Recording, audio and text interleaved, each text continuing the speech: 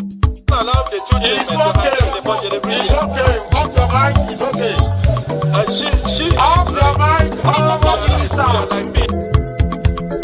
Chai! Now wow, people wey suppose talk truth to power don't off mind. And if we talk, now 500,000 they go summer us, call them hate speech. But fear not, my ego don't come. Ingo torchlight every corner, nooks and cranny of all these bad people where they spoil our country.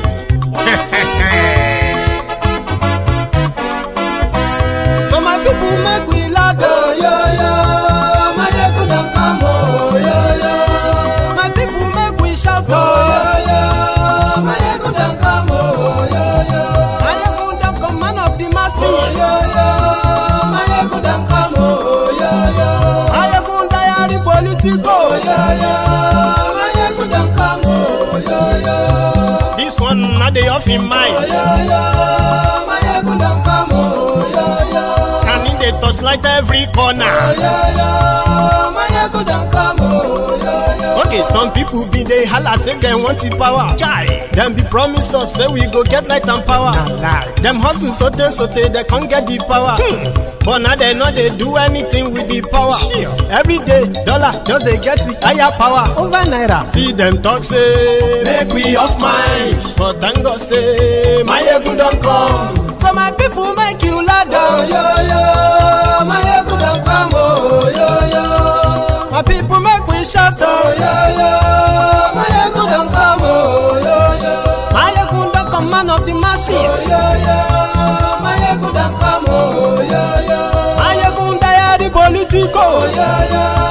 My ego don't come, oh, yo. This one not they off in mind, oh, yo. My ego don't come, oh, yo. Person where they do evil, no one make person talk. Them say that my yegun, that man too they talk. He too they talk. Say my yegun diary, he they hot like pepper. But every day then they take money in bulk. Woman picking, they the street they hawk. Still them talk say make we no talk. But thank God say my yegun don't come. So my people make you laugh, oh, yo. My yegun don't come, oh, yo. My people make you shout, oh, yo. My yegun don't come, oh, yo. Man of the masses, my ego don't come, oh, my ego diary.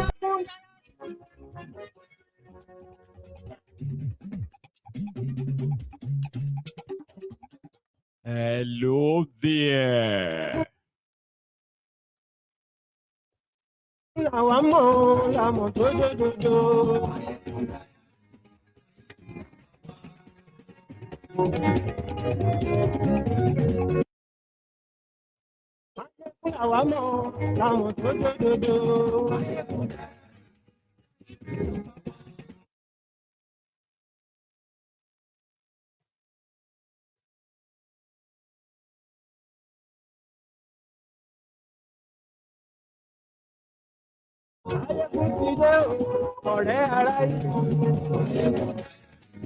Good morning to you. Good afternoon to you. And good evening to you from wherever you are joining me from tonight.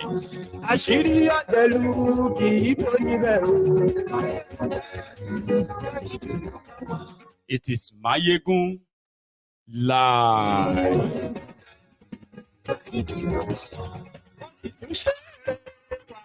Thank you so much for joining me again tonight. Please read the caption of the broadcast, the description of the broadcast. Share it to invite your friends and not so friendly friends. Tell them that Mayegun today and don't forget to like it.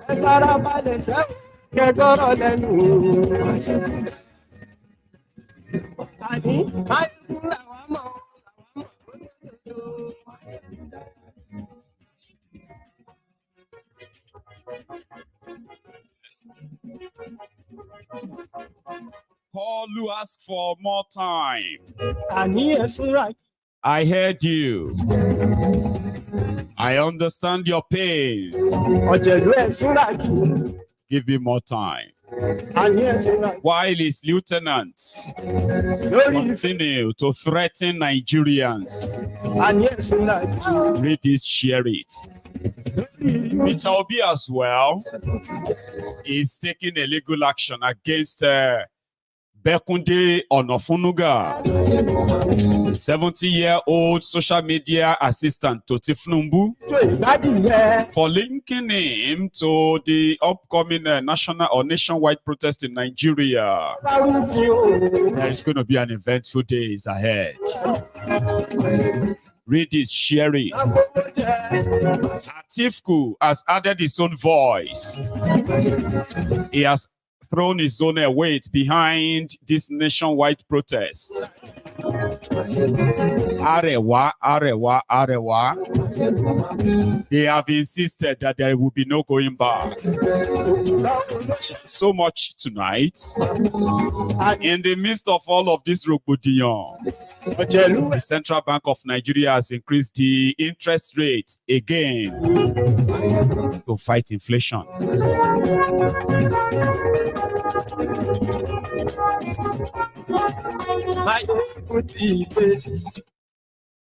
Today.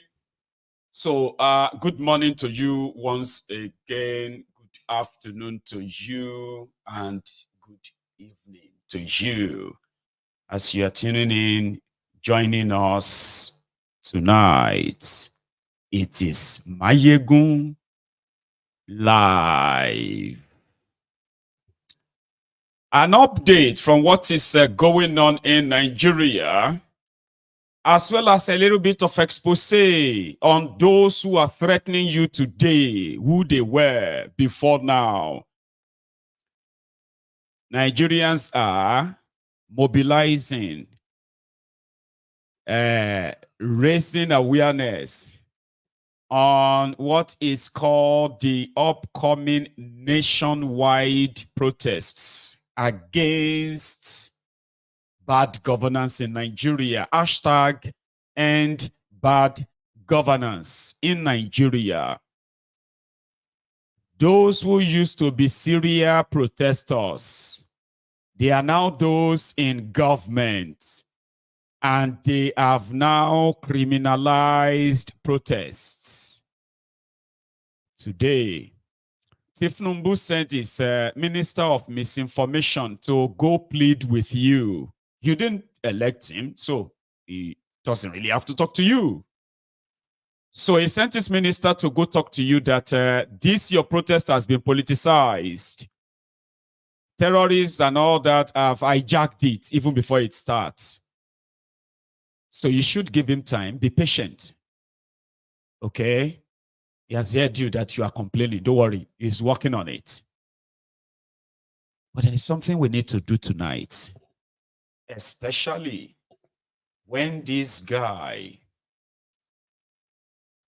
Dada Olusegun, is the special assistant to Thiefnubu on social media matter. It was that guy who wanted to be youth leader of APC. Since Thiefnubu's government is filled with people who have been compensated, these guys are not appointed to work for any betterment of Nigeria. You see, he said, those who want to burn the country down under whatever guise will meet the strongest resistance of their lives. Not from security agencies, but from the silent majority that gave their mandate to President Thiefnubu for years. When you are looking for the textbook definition of voluntary slaves, sophisticated moron, even humbled slave, is a textbook definition of that. As a typical Nigerian who are always angry, patriotic, patriotically angry whenever they are not part of those who are sharing the largesse of the public, then you will think, these guys must love Nigeria so much. There are many like them right now amongst you who are so angry with Nigeria right now. So angry. Look at Nigeria. These people, we must fight. We must kill ourselves. Yeah. But guess what? Just like this guy. What they're actually looking for is an opportunity to be part and parcel.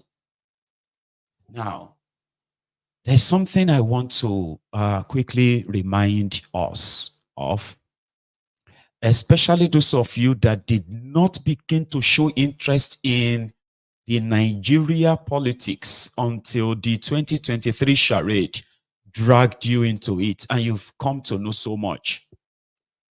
Do you know that to some extent, especially those of you who are not obedient, but you solidly kind of love what the Obidients are doing, but once in a while, you will be like, come on, this thing, self. This obedience, self, like say they overdo them. I agree. But I say this obedience, self, they don't get respect. Maybe I say this obedience, self, that they how come? They don't get joy, this or that. But do you know something? Whatever you see disobedience do today, it's not up to 10% of what the Thiefnubu and his gang did. You see all this hatred that you are seeing today, it is because they are still politically relevant. And that is why all this hatred, division you are witnessing today is so high. But you need to see all these Thiefnubu Abobakus in 2012, 2013 and on. Good luck, Egbere, Jolanta, and Soshege in their hands. Protest was more or less like, do or die, we'll die here. I've shown you videos of Thiefnubu where he was encouraging people to go and take Jonathan out. That was how far they went. But you see this guy that is threatening you because you want to protest today. Look at him. He looks so different, Abi. Within a year, see, he looks better a bit, Abi. Now let's go back to who this guy was under similar but different situation. Yeah, similar but different in the sense that Nigerians were lamenting and complaining in 2012.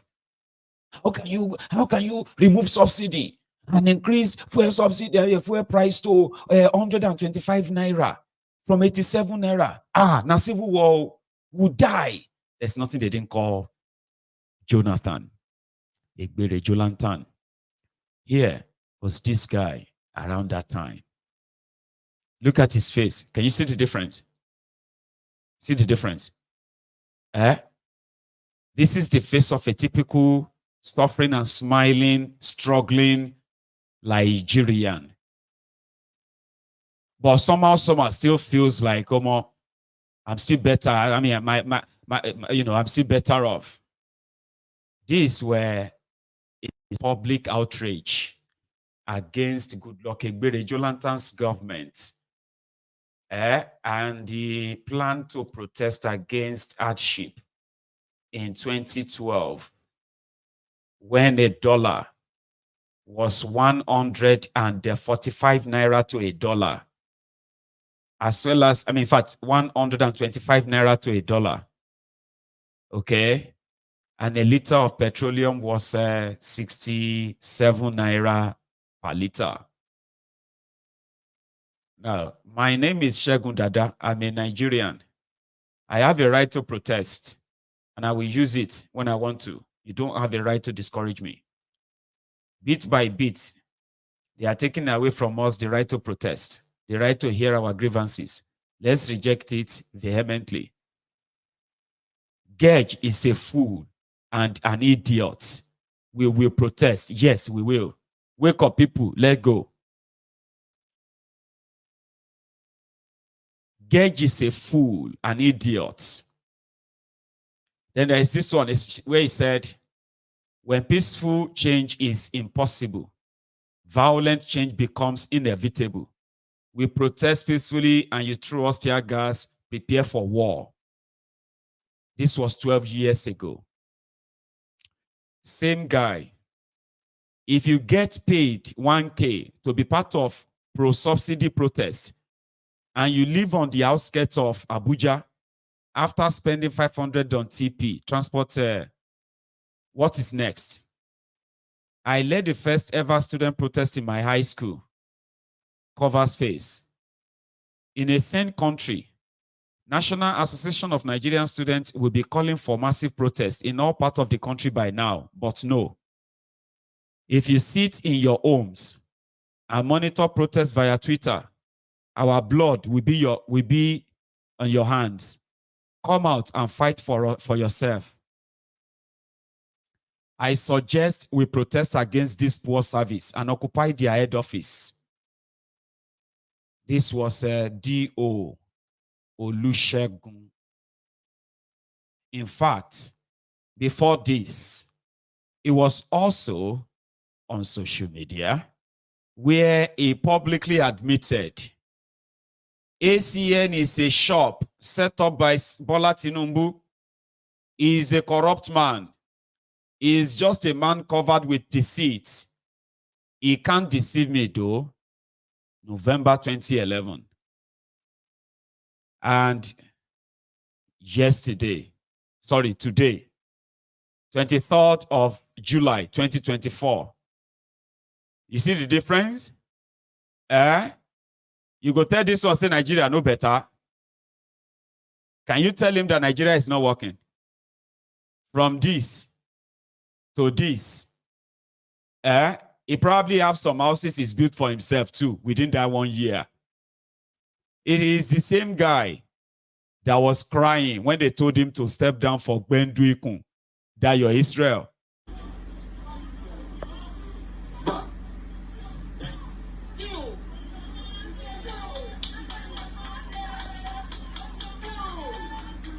My name is Dada Olusegun. I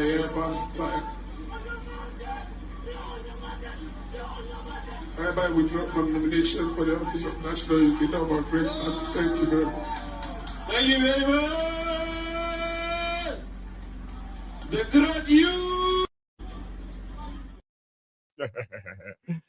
So he's been compensated with the position of special assistant to Thiefnubu on Twitter matter. He shared the same position with Onanuga, a thief, former news agency of Nigeria thief. How many of you know that? That Onanuga is a thief? Hi. Anyway, long story. That's not what we want to talk about tonight. Okay? But go and read about Bekunde Onanuga. Okay, you won't see that. Just say Bayo Onanuga. News Agency of Nigeria, NAN, scam or scandal. Go and read about it. How the weary deceived the people that they were organizing something like an anniversary, okay, for News Agency of Nigeria. And they decided raising money. When they now raised money from politicians, from everyone, over 100 million naira raised. They said Onanuga, being the director of NAN or something then, right? He just sacked the committee put together that raised the money. And nobody heard about the money again. Not even the anniversary. Gone.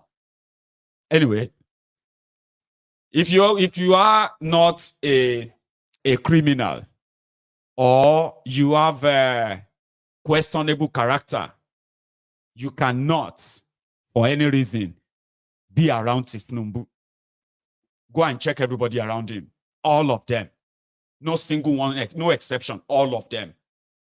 These are a bunch of strange bedfellows.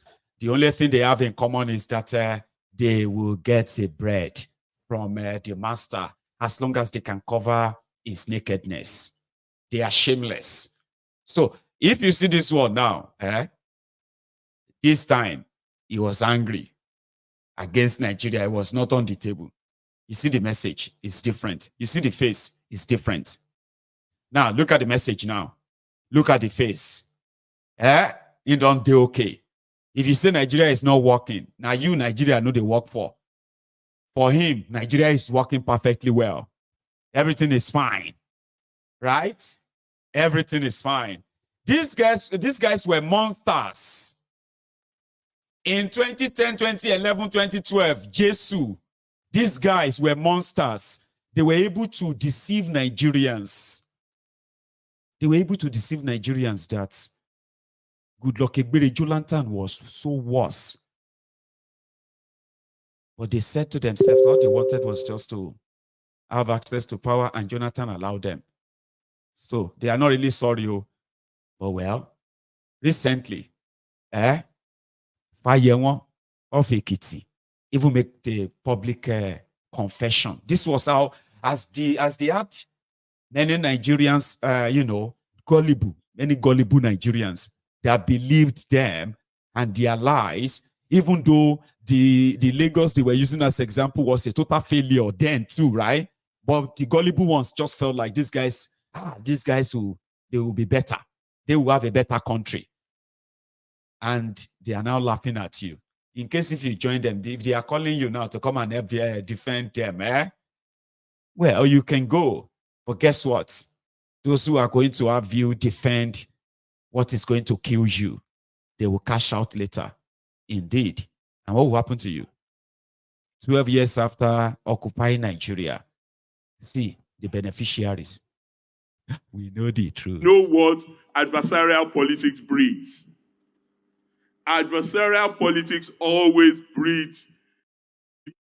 That's confession, no? How they brought about adversarial politics. When politics turn to, you are my enemy. If you don't believe, if you don't agree with me, you are my enemy. In fact, for being my enemy, you are enemy of the people. For being enemy of the people, you are enemy of Nigeria. So it practically just make it like we versus you, no longer about ideas, no longer about what they want to do. No. It's about you have to hate yourselves. And they invented that. No joke, they invented it. Listen to the confession of one of their leaders, the ronukus. Know what adversarial politics breeds. Adversarial politics always breeds division and enmity. Even when what President Jonathan is doing, which 10 or so years after, all the political parties in this country agreed with. They even put it in their manifesto. Subsidy must be removed. Subsidy must be removed. Subsidy must be removed. We in ACN at the time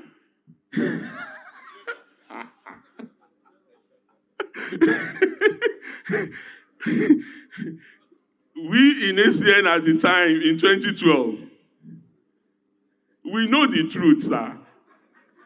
But it is all politics. And that is why we must ensure that everybody is a critical stakeholder by stopping this winner-takes-all electoral approach and embrace consensus-driven politics. Let the manifesto of PDP be put on the table. Let the manifesto of APC be put on the table. Let the manifesto of Labour be put on the table. Let's have a synthesis of what is in the overall interest of Nigeria, and then select those who would pilot the program alongside the president from all the critical constituencies. That is how to make Nigeria work, in my view. If we get there, we would have succeeded. Thank you. Know what adversarial policy. Nuisance, Lele. They've destroyed lives. They've destroyed future of so many people, right? Because what they have invented is no longer going away. It is no longer going away. Now they are complaining that people, what do you call it? People are tearing them apart. They are sad that they have a set of Nigerians who can match them madness for madness. So much that they started complaining of a cyberbullying. People in government complaining of cyberbullying. The citizens they have oppressed. The citizens that they have economically ruined. Then those who did that are complaining of cyberbullying. But you all need to go back and see what this guy did. It was horrible. It was unbelievable. They went as far as going to the US to persuade the Democrat Party of Obama in America to stop the supply of weapons to Nigeria in battling with Boko Haram. These guys were so evil that they defended Boko Haram. Go on and read about what APC said about Boko Haram. That Jonathan was the one killing Northerners. There was nothing called Boko Haram. Yeah. They were even seeking amnesty for Boko Haram under Jonathan. This APC, Egbe. So that's why majority of us are not really surprised that when Boko Haram became your president, the first thing he did was to secretly open what he called Operation Safe Corridor, a repentant rehabilitation scheme for terrorists. As long as they say they have repented, then that's it. No legal trial or anything. You just go back and just pretend that nothing happened. This terrorist and jihadist party called APC, Al-Qaeda People's Congress. So now they've criminalized even talking or speaking out against their corrupt government. So he sent his minister of misinformation, to tell all of you that he heard you. We demand. We also discussed the issue of the country generally, and Mr. President has asked me to again inform Nigerians that he listens to them, especially the young people that are trying to protest. Mr. President is listening to them. He takes what they say seriously and is working assiduously to ensure that this country is good, not just for today, but also for the future. The issue of the planned protest, Mr. President does not see any need for that. He's asked them to shelve that plan. He's asked them to await government's response to all their pleas. He has listened to them, like I said, and a lot is happening. Only today, the National Assembly has expeditiously passed the new national minimum wage. You can see how the president is working. It was transmitted only yesterday. Today it has been passed. A lot of other interventions that the president has also put in place are also going to be looked at expeditiously in the interest of Nigeria. So there's no need for strike. The young people out there should listen to the president and allow the president more time to see to the realization. Nuisance, Lele. You see the way he's talking? I can show you up to 6 different videos of this guy using that same line.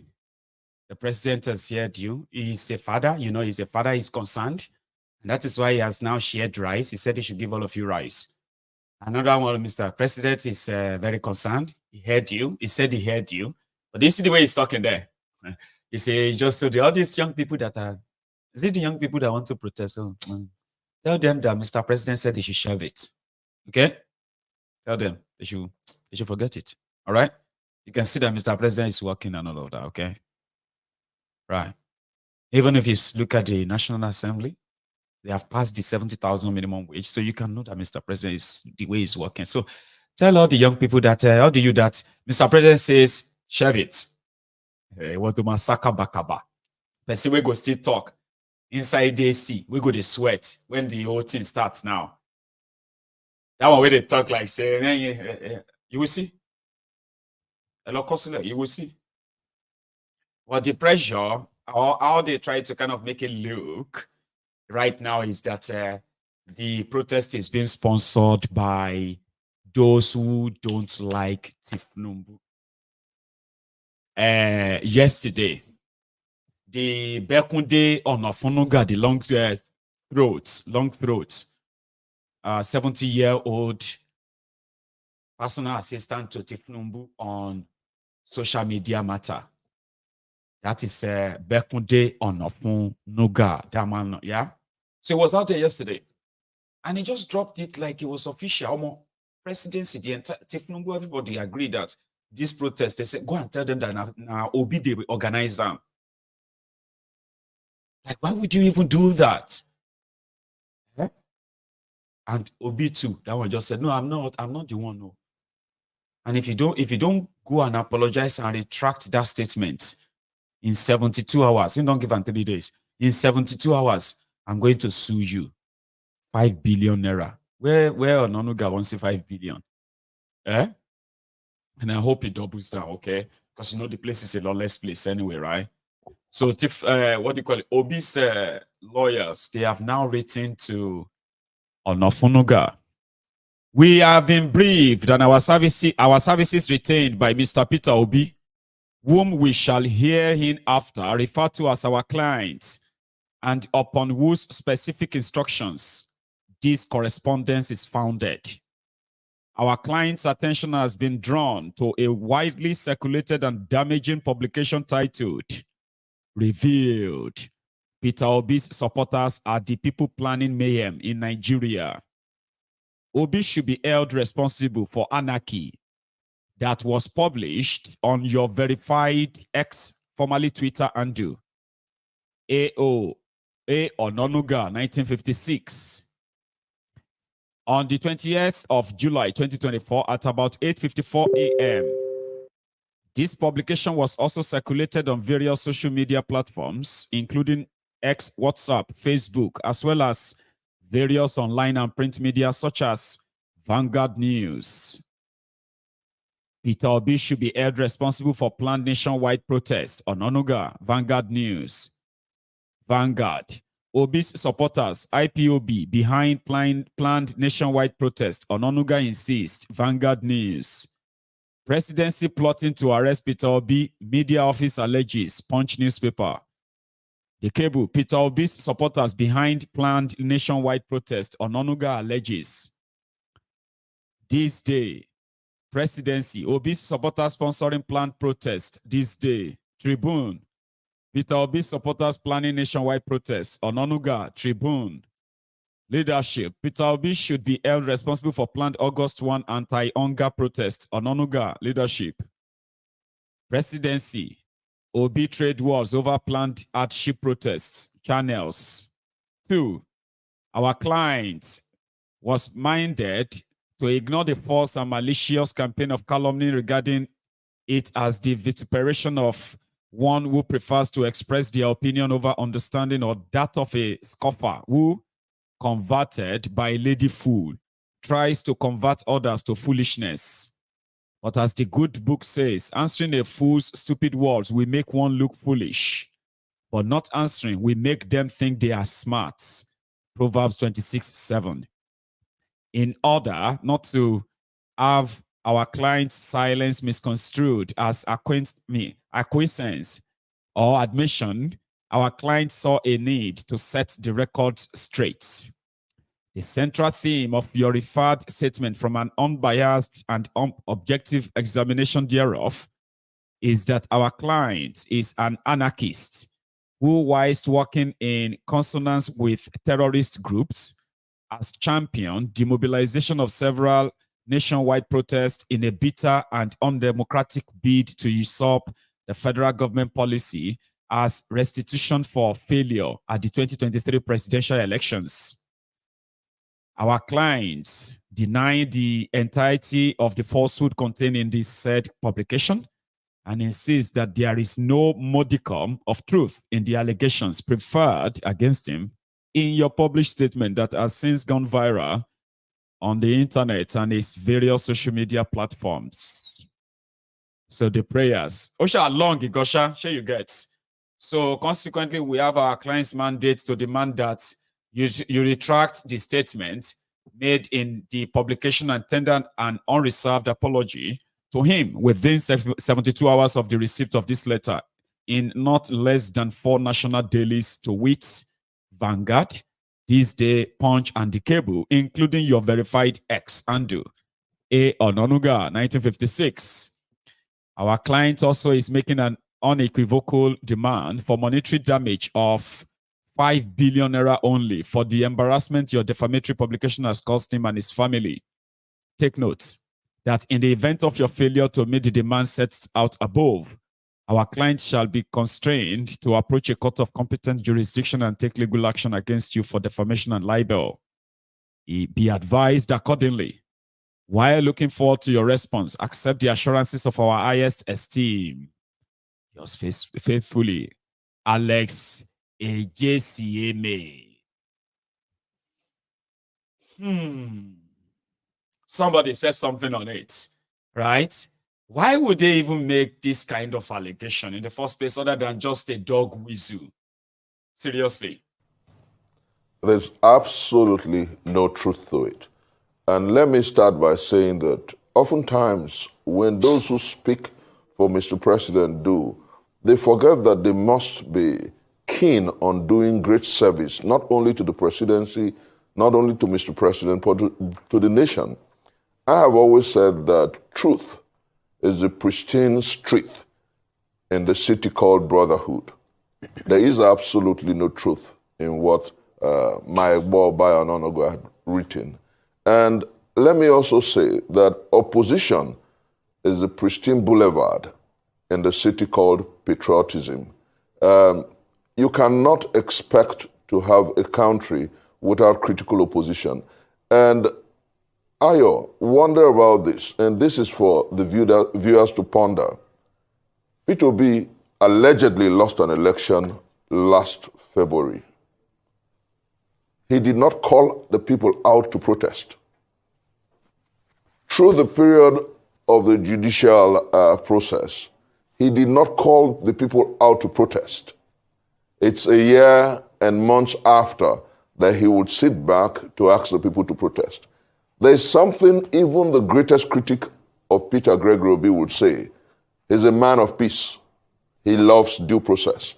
And at some point, you can bear me witness, I called him out about certain issues, and I said he was allowing so many things to go wrong, even at the level of the party, because he wants peace and due process. And that same Peter Gregory Obi is one by Onanuga is trying to rope in a process that is absolutely within the purview of the Gen Z generation. And let me show you something. If there's anybody stoking the fire or stoking the embers of conflict and crisis, it is by Onanuga. When you use words like you noted, anarchy, when you use words like overawing the words that overawe the system, when you use words like planning mayhem, when the young people are talking about peaceful protestation, then there's something that we must be wary about. And that's why I want to say clearly that Mr. President must understand that those who truly love him are those who are critical of his watch. I know that the Holy Book says that open rebuke is better than strict love.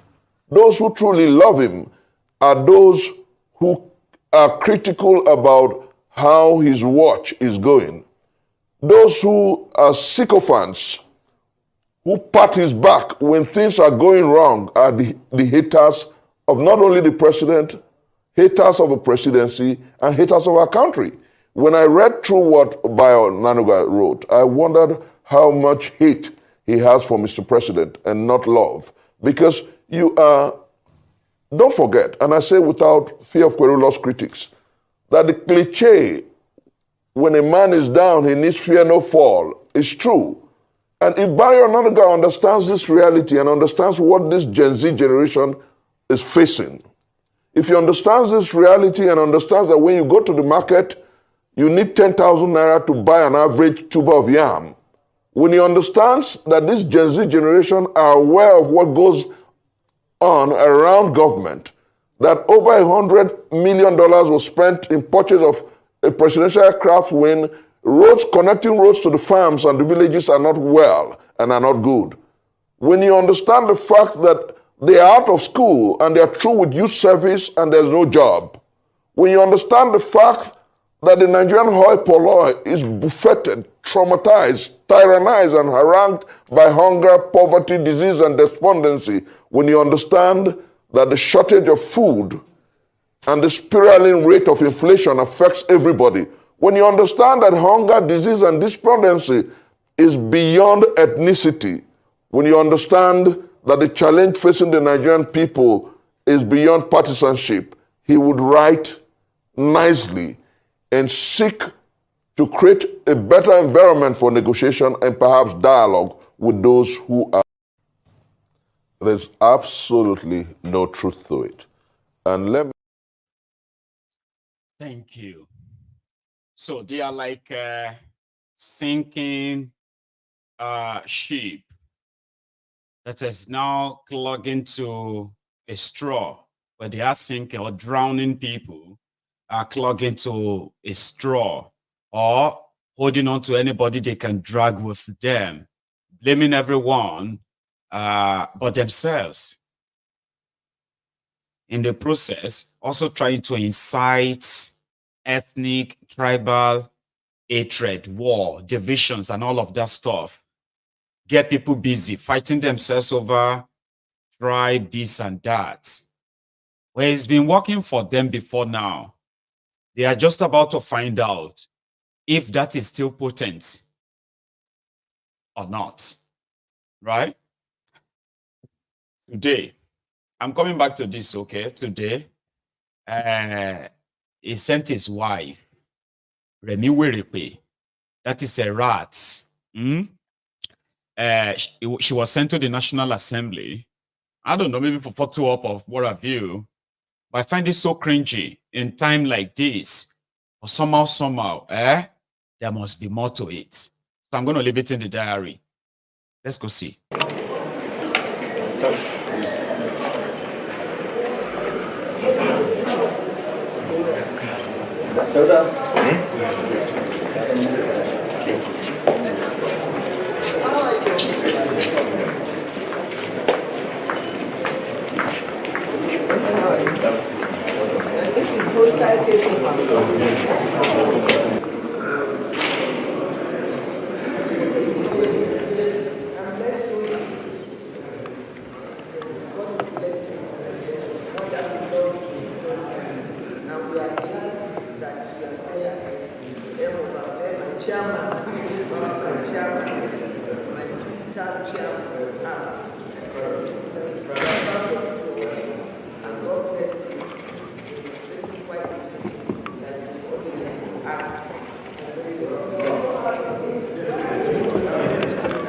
Easy.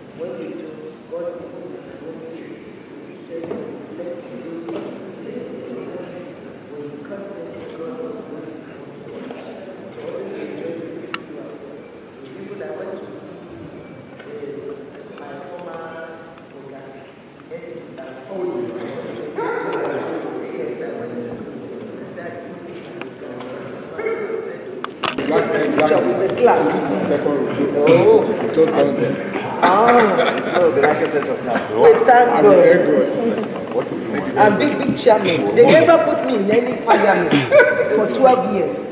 And you see, ECOWAS invited me. I want to move those chairs so that you stand there. Where? This, oh, we don't promote. Yes. Oh, yeah. I think before, now here we stay. Now here we stay. Welcome back, ma. Welcome back, ma. Alafia, ma. Yes. If I'm not visiting that for that, I will stay in the center. I'm glad. Has to be, yeah. It's not flag of the, is it now national? My money is okay, man. It's my money. Don't know.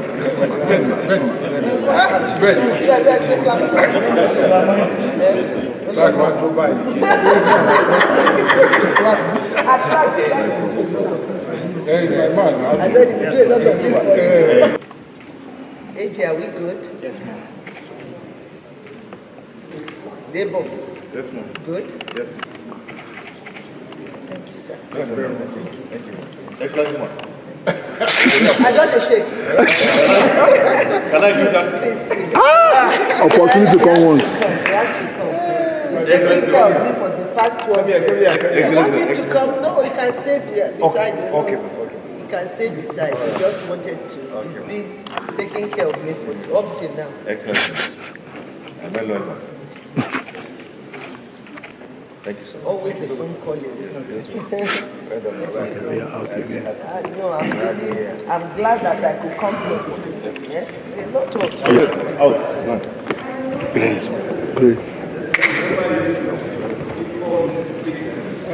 And I was looking here.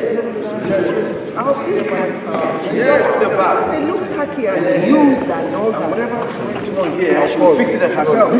She will bring food for us. We thank God. We thank God. Wants to come. 8:45.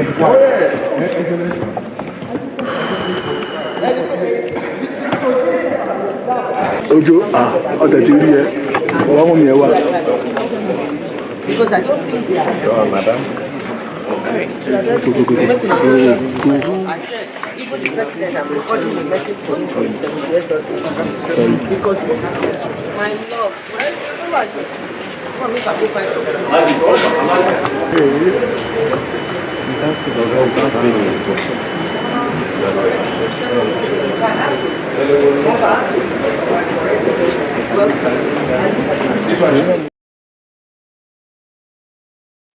That is rats. And then your senators. The Teresa Mendoza, Abuja, has no real mission in that place. Or there could be a real mission that she came to deliver on behalf of, I don't know, but something is just not so right there. Okay. And then you saw your senators. Yes, ma. Yes, ma. Yes, ma. And then they're taking the toys like, let me come. I mean, I was here for 12 years. Remember? Anyway, they recorded the video and they uploaded it on social media, and I got a hold of it. So talking about the violence that they are trying to threaten you with, I keep saying that the real people behind any violence that will take place in any peaceful protest, as it's been planned, will be the violence from the Thiefnubu and his gang. And they are not just mobilized. I mean, if you have heard that, when you see their police, when you see the army and their guns and all of that stuff, don't panic, don't worry, and all of that, they won't shoot, blah, blah, blah. We've heard that here, right? So Thiefnubu's gang, who have their own army, the Agberos, the motor park tout, the homeless, the Alumajiris and all of that they can get. So they are already recruiting, okay, violent. They are already recruiting poor people that they can unleash on you as we speak. And Femi Falana actually had this to say on channels this afternoon concerning those who are trying to say, hey, but the NSAS, the NSAS violence was orchestrated and initiated and funded by the same criminal APC, especially Thiefnubu. There wasn't a notice given by young people before embarking on the NSAS protest. I've followed the debate and the concern of the government, or the worry of the government. The government has not denied the right of Nigerians to protest for or against the government, because that is a constitutional right. But what I think the government is worried about is the possibility that violence might occur. Again, from my experience, in protests. I mean, I've taken part in protests for over 40 years in the country. Young people or workers have never gone out determined to engage in violence all the time. Violence had always occurred going back to the 70s when students are shot, unarmed students are shot. The last time, people are now destroying our history, distorting our history by saying, oh, in 2020, young people were violent. No. The young people took part in the protest, in the NSAS protest, gathered in different places. In a place like Lagos, they gathered in Alausa at the Secretariat. They also gathered at Lekki. And they were singing and discussing among themselves. People were giving them food. What happened was that the attack on the youth started in Alausa here when a notorious transporter in Lagos, a notorious union leader, sent his thugs to attack the unarmed youths in Alausa. They overpowered the thugs, but the police did not arrest or charge them. The same thing happened in Abuja, in Benin, in Port Harcourt and other places.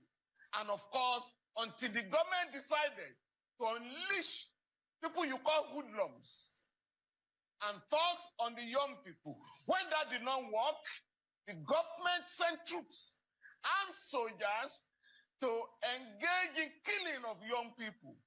In 1 week, about 99 people were killed in Lagos. I don't want to talk about Ogbomoso, Ibadan, Port Harcourt, and Benin, and other places where young people were shot at, where young people were killed. So the violence that characterized the end of the NSAS protest was instigated and fueled and sponsored by the government.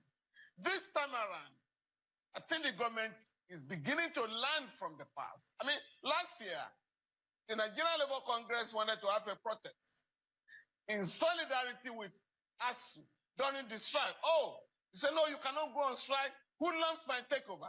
And I drew the attention of the government to the relevant provision of the Police Establishment Act of 2020, Section 83, Subsection 4, that during protest, the police shall provide adequate security for the protesters. That is the law.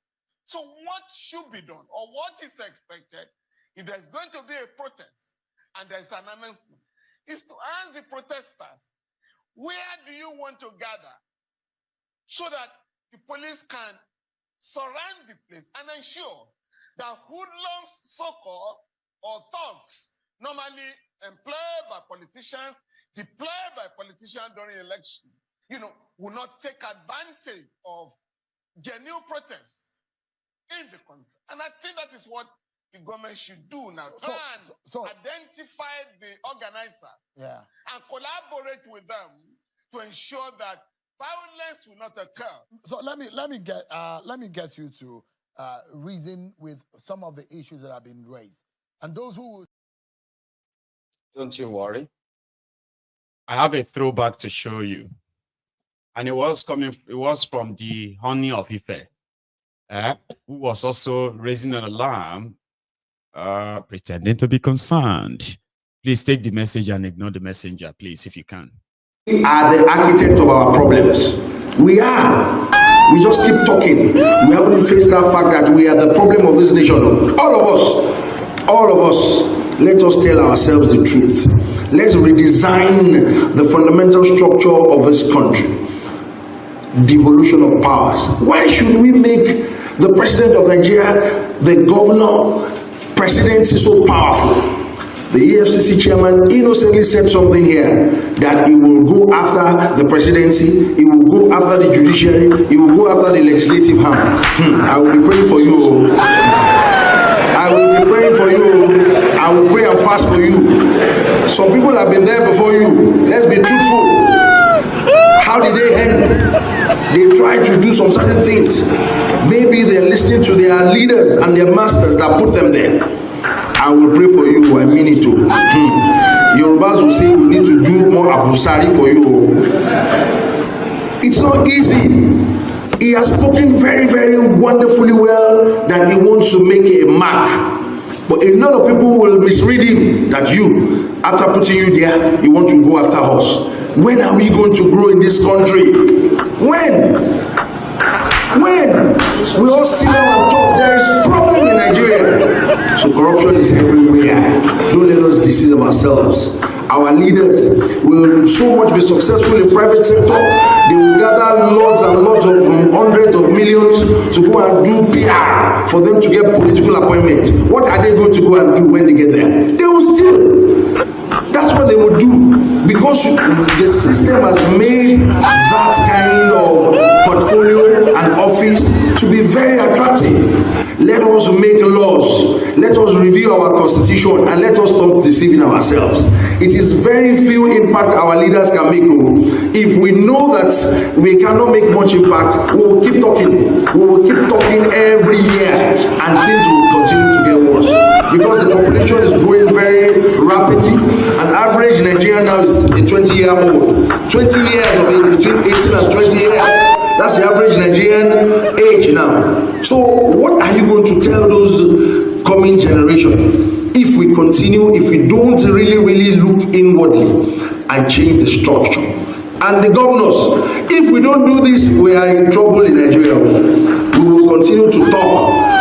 You will continue to feed fat and continue to bring corruption to the table of our religious leaders.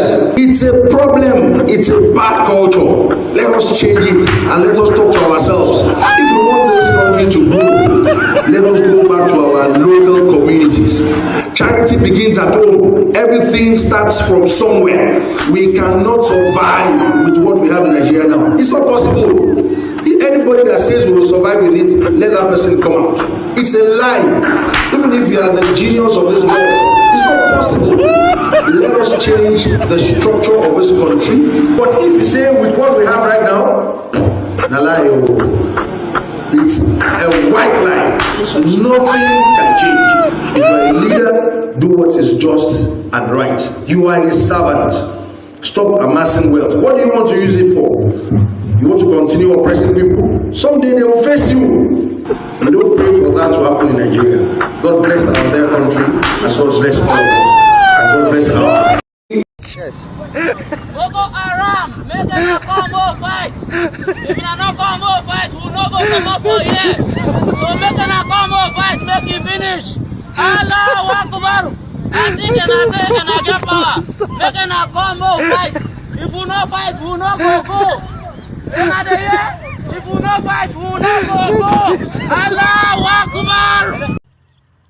No more peaceful protests again now, because peaceful protests know they work. Yes, peaceful protests, you know they work. More turn out to one man, more enter so scatter everywhere. More shook, waiting no good. More no. Anarchy loans. See, I told you, there are so many things that we have seen Oni do that we believe all of this have brought disrepute to that stool. And as a proper Yorubas, right, it's a shame. And the majority, some of us we no longer look at him the same again. That's why I said, listen, okay, ignore the messenger. Everything we in and there is part of them. Oh. You get them? Honey is part of them. I mean, honey. Man, we're going this what do you call it? This generation of Yorubas and others, right? They are not really falling for all those myths anymore. So you really have to earn. You really have to earn it before we can really kind of hold it for you. So the honey of Ife, deliver the message there sincerely, and they'll come for you. You know, the most interesting part for me was when he said, well, if you think we are just talking and talking, we keep talking and nothing will be, it's okay. But when they come for you, I just let the word be the judge. Me, I spoke out to the honey. I'm talking about you know, what happened in SARS. This one was in Abuja. If you remember, it's a flashback where the supposed Secret Service working for the senators used their official vehicle to go mobilize the thugs that they actually paid to go and attack peaceful protesters in Abuja. This video will everly remain golden. People supporting the talk. See them. See them. See them. See them. See them. See them. See that, see talks, they go listen to talks go enter motor. Talks go enter motor. See talks go enter motor with them. See the security people. See them. They don't go back the talks, so they don't go back the truck. See them. There were videos where police in Abuja, they were using their trucks to bring in thugs. And they camped them somewhere and they were paying them money. Police in their uniform with thugs. And then they told them to go. Now, go. And this one started stoning people protesting. Like you are protesting. NSAS. And from nowhere, you see another group of people. And they started stoning you from the behind. Why are you stoning us? Police, they are stoning us. Just to disrupt it. Then the next police will just come, shoot tear gas. Po. They know the thugs, okay? The thugs will be moving towards you. While you are running away from police shooting you, the thugs will be like, anybody where they meet, they will beat you, even kill you if they have to. Government that should provide law and order. That government is now the one, sponsoring violence and disorderliness. We've seen it happen many times, and they are the ones screaming right now, shouting about, oh, you want to burn Nigeria. Who want to burn Nigeria than these rogues? Who? I don't know if this happened before or after rats visited the National Assembly, the Senate. But this is now an exchange between Akpabiole and Bamodele over the time they should go for recess or not. They have been working so hard, they need to go on recess. Now, this exchanges happened between them this afternoon. A short break to come back and reconsider the votes and proceedings of the Senate. Well, Mr. President and very distinguished colleagues, let me most humbly and most respectfully, on behalf of the Senate Committee on Finance, apologize to both the President and our distinguished colleagues. Distinguished Senate Leader, please let's proceed as directed by the Senate President. We move a motion for us to suspend other items on the paper and proceed on recess so that we can come back and consider what we have done here. Is that the view of the Senate? Mr. President, those in support of what the Senate President has said, can you say aye? Those against say nay. The ayes have it. Please proceed as directed by the Senate. Don't go into that, please. Mr. President, may I respectfully just request that you listen to the chairman of the Senate Committee on Finance upon your ruling. Distinguished colleagues, is it the view of the Senate that we go on recess to come back and consider the votes and proceedings? Those in support say aye. Those against say nay. The ayes have it. Thank you.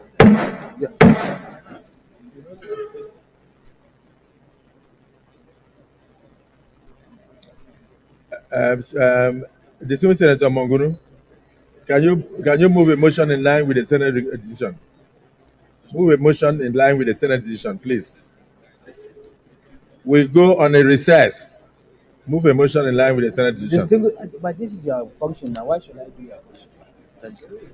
Can we say it? Okay, Mr. President, distinguished senators. Huh? Yes, proceed in line with the Senate decision. It's for us to go on short recess. Yes, Senator Olare.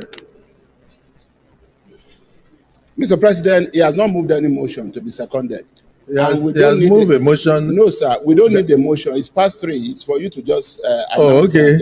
Distinguished colleagues, in line with the decision of the Senate leader looking into our rules, this Senate is hereby adjourned till 4:30. Clerk, will 4:30 be appropriate, or do we look at 5? Huh? We will try. So the Senate is hereby adjourned to 4:30 p.m. To reconvene to look at the votes and proceedings of the day.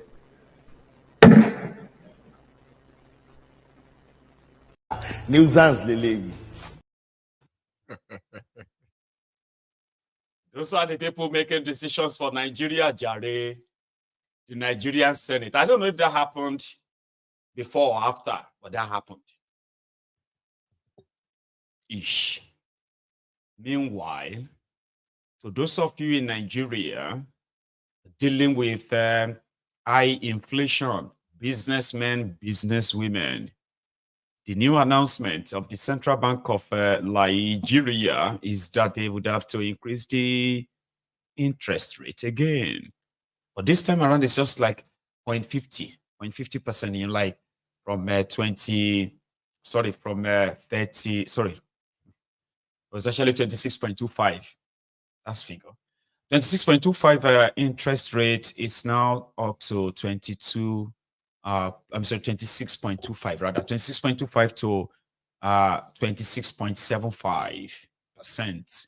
I was expecting this to come up in September, but they have kind of announced it in July.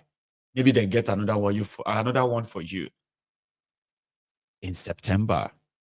That is if they will have the chance of making that announcement. Explaining that, to who care to listen.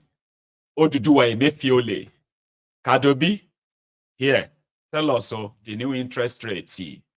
Because they say as inflation goes up, they will have to increase interest. Zimbabwe, here we come. The committee's decisions on the rates. The committee's decisions are as follows. Raise the MPR by 50 basis points to 26.75% from 26.25%. From 26.75% from 26.25%. Adjusted the asymmetric corridor around the MPR from plus 100 to minus 300 to plus 500 to 100 basis points. Retain the cash reserve ratio of deposit money banks at 45% and merchant banks at 14%, and retain the liquidity ratio at 30%. Okay, now to your question, which is a very valid question, and I think you're probably referring to an earlier submission. I think it was probably at a business day seminar, I believe, where I said, and really I merely reiterated a position I've always held on to, and that is that as policymakers, indeed specifically as financial and economic policy makers, it is very important that we bear in mind the impact of our policies on the man on the street, on the average man on the street. And why did I say this? Because many times as people in finance, economics, some could be criticized for living in a bubble and being completely disconnected with what happens outside. And from my perspective as a policymaker, that is a failure. Ultimately, if we're doing all the things we're doing and we're not able to impact the man on the street, ultimately, then what do we really say we've been doing? And I think sometimes when people look at figures too often, they may lose track of that. And that is why I said what I said, that it is so important that we continue to bear that in mind, that our policies must ultimately impact the man on the street. I hear you about the issues you've referred to, Nancy, but I think to adequately address that, it may be important to cast our minds back, okay, and ask ourselves, how did we get to where we are today? Okay, how did we get to where we are today? How did we get to a position where the central bank is using the policies that you say you are wondering whether they are having their impact? Now, let's not forget that over a period of time, we've had an economy and have failed to diversify that economy. We would argue that the Nigerian economy has basically been a monolithic one, in which we've more or less depended on one source of revenue. Now, of course, a monolithic economy has its own risks. And part of those risks, of course, is that if anything happens to your dependency, then the whole system gets shaken. And I guess in many respects, that's part of what we're going through. Part of it, it's not all, it's certainly part of it. Because let's not forget there are global headwinds as well. So it's part of it.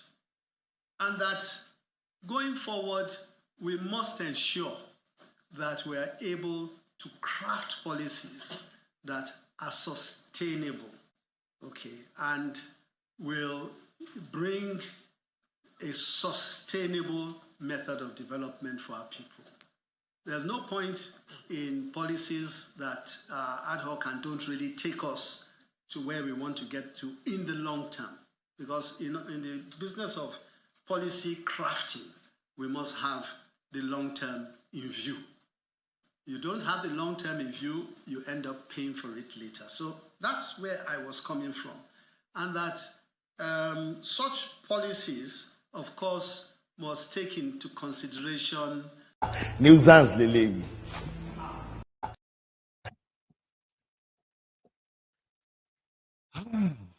I don't enter around. I would have possibly allowed the video to continue, but I bet some of you are just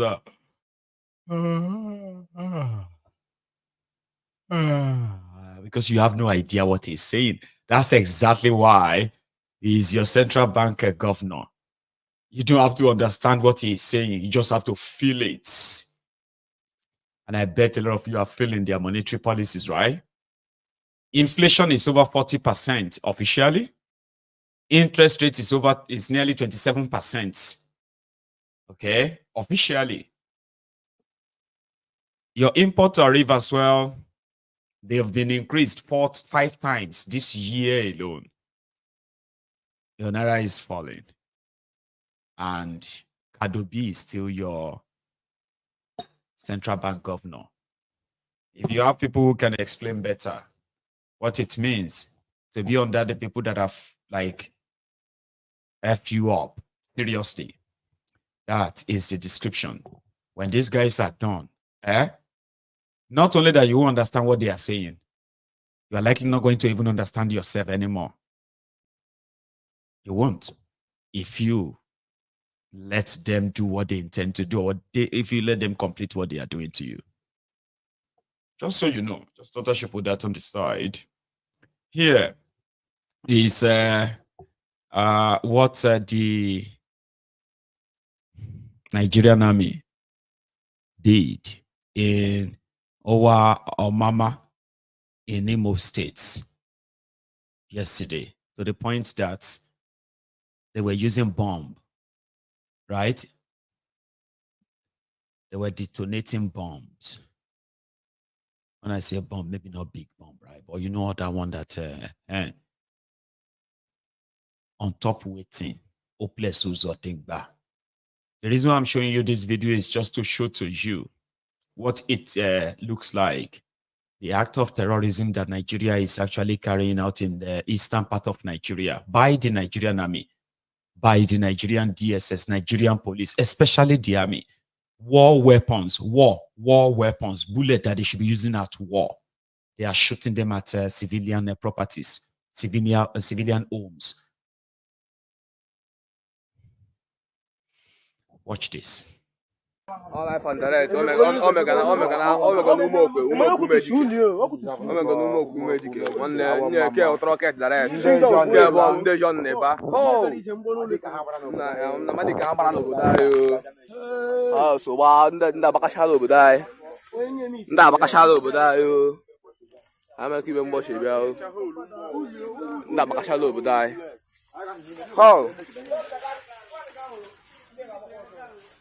man. Oh man, no go bring her. I'll go bring her. Jesus. Não te garoa, não te encontro, não sou obra. Não te deixa obra, Jesus. Não tem gozo. Oh, this thing just happened now. No, Chineke na mo. Like, Papa, Jesus. The gozo. Hey. Papa, go for a war. Jesus Christ. Nazareth. Look at the effort. Can't sit at home. Jesus. Nobody. Jesus. Oh. Jesus. Hey. I don't want to sit at home. Look at the phone. Okay, somebody shut your shit. I'm sorry. Somebody shut.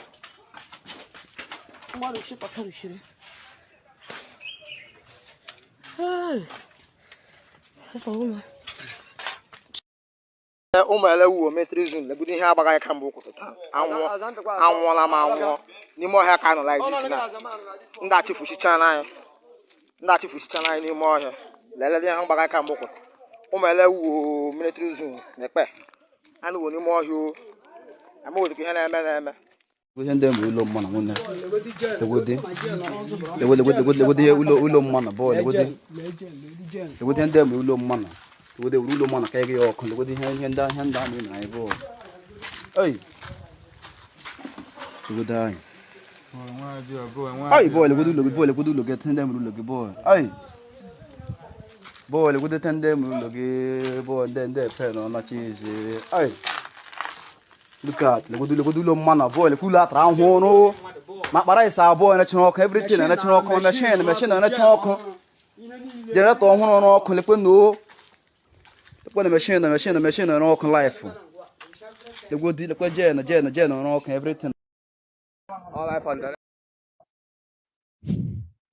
And according to them, they are looking for IPOB, they are looking for ESN, they are attacking people in their homes. They are using anti-aircraft ammunition. They are throwing in explosives into buildings. They are chasing people away from their communities simply because hopeless Uzotingba wants a Ruga. He wants their land. Yeah, he collected over 10 billion naira from Bokwari. Remember, over 10 billion naira was given to him to provide land for the Fulanis in Imo State. They put together a team of criminals. They call them Ebubeagu. And their only job is to look around for anyone or everyone that identify with IPOB or whoever they don't like. Just say the IPOB. And the Nigerian military can come around and level the village. This is the silent massacre going on in eastern Nigeria that you read in the papers that they call unknown gunmen, unknown this and unknown that. There are other factors too.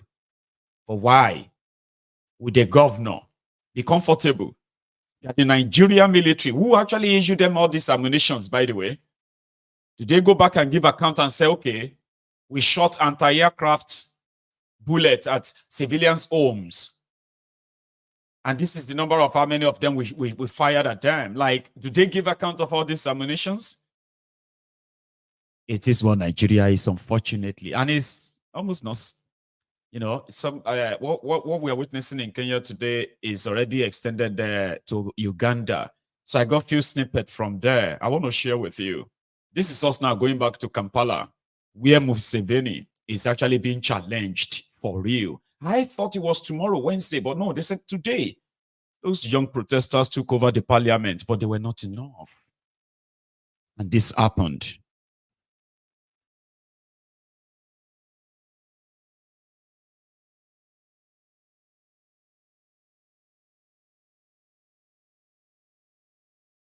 Oopsie, that's still pretty much like the one from Kenya. We've seen that before. Well, I'm going to go put that up again, okay? Something is really pretty much not adding up there. So I'll come back to that story, right? But here, a group of northern youth, they have come out to accuse their state governor, his name is Dauda. They accuse him of being the sponsor of terrorism. I want it to be on record. Okay, here, take a listen. We are profoundly disturbed by the alarming deterioration of the security situation in Zamfara State since Governor Dauda Lawal assumed office. The state has witnessed a surge in attacks by bandits on every local government headquarters, with these criminal groups even forming factions and allegedly receiving protection, benefits, and favors from the governor. Their brazenness is exemplified by their calls for peaceful coexistence with law-abiding citizens, demonstrating a sense of impunity and comfort within the current administration. This poses a grave and unacceptable threat to the peace and stability of Zamfara State, unmistakably indicating that the governor has lost control of the state. On this note, the Citizens United Against Terrorism unequivocally demand that Governor Dauda Lawal provides a comprehensive explanation to the people of Zamfara State regarding the nature of his relationship with the bandits, which appears to be alarmingly cozy. We seek clarity on the concrete measures he is taking to address this escalating crisis and his failure to ensure adequate security for the citizens of Zamfara State. Governor Lawal's oath of office entails a solemn commitment to serve the people, work tirelessly for their benefit, and leave the state in a better condition than he inherited it. His mandate is not merely to indulge in the privileges of office, such as allowances, salary, state allocations, and ceremonial duties, but to provide visionary leadership and tangible results. The brazen audacity of the bandits in carrying out attacks on behalf of the governor suggests a disturbing level of complicity. His lack of decisive action against these criminal elements, causing insecurities within the state, raises serious questions about the extent of his affiliation with them and his commitment to eradicating banditry in Zamfara State. We would like to take this opportunity to commend the exemplary efforts of the former governor of Zamfara State, Dr. Bello Muhammad Matawali, in combating banditry during his tenure. His successful initiatives in this regard are a testament to his commitment to the safety and security of the people of Zamfara. It is therefore perplexing and deeply concerning to witness the surge in banditry under Governor Dauda Lawal's leadership, which has emboldened these criminal elements instead of eradicating them. The citizens of Zamfara State deserve the same fundamental rights as their counterparts in other states, including the right to peace, security, and a life free from fear. They have the right to raise their children in a safe and nurturing environment where they can grow and thrive without a constant threat of violence. Governor Lawal must be held accountable for his actions and provide the people of Zamfara with clear and concise answers regarding his handling of the banditry crisis. We, the Citizens United Against Terrorism, reiterate our demand for transparent and salient answers concerning the alleged involvement of the Minister of Defense and the former governor in sponsoring banditry in Zamfara State. We urge Governor Dauda Lawal to take immediate and decisive action to address the escalating banditry and restore peace to the state.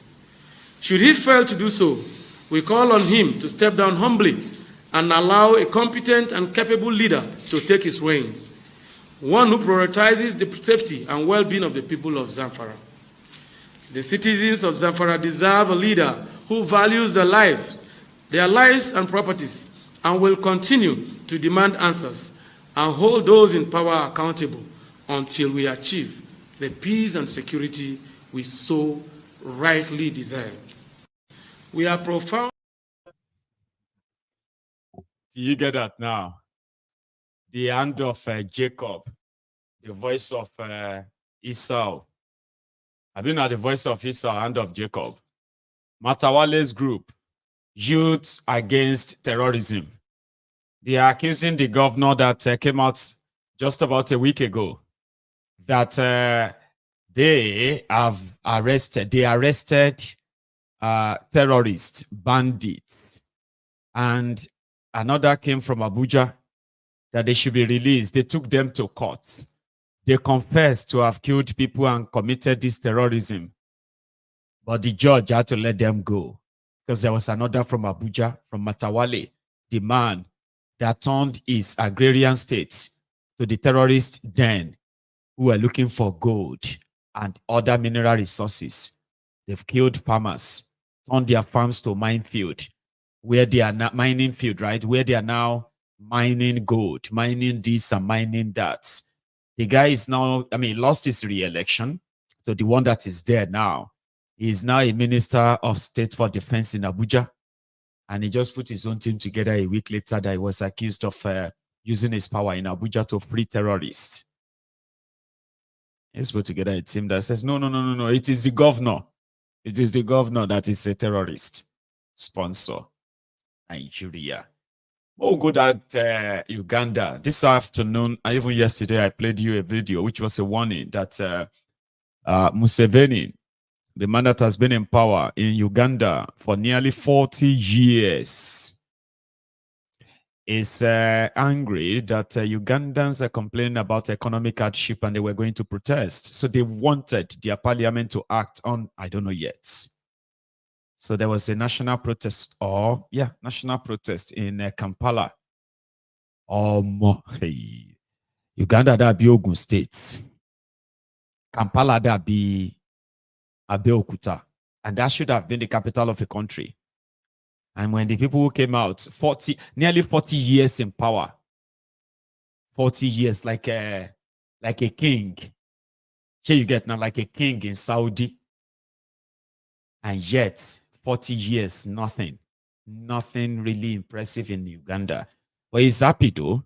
He's happy. He said Uganda is a small village that the world should stay away from.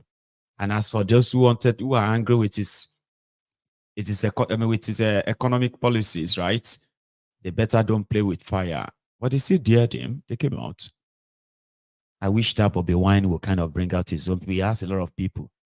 Now, that's the kind of way you can shut down a country, but Ugandans haven't really found a way around the Museveni. This is still happening. This happened today. I'm just moving to work. Did you have any contact with you? Nothing. And what are they telling you? Arresting you for? I don't know. I have done nothing. Where did they get you from? Oh, just moving. Where you go? Because I was passing going to the computer one. That's where I worked from. I just found that thing. They have. Then they also come to me. But I have done nothing, guys. I'm calling Mukwa innocent. What's your name? I'm calling Mukwa innocent. Yes. What have I done, guys? I have done typically nothing. Just moving there, then the guy called thingy up, then they go to me. Hey.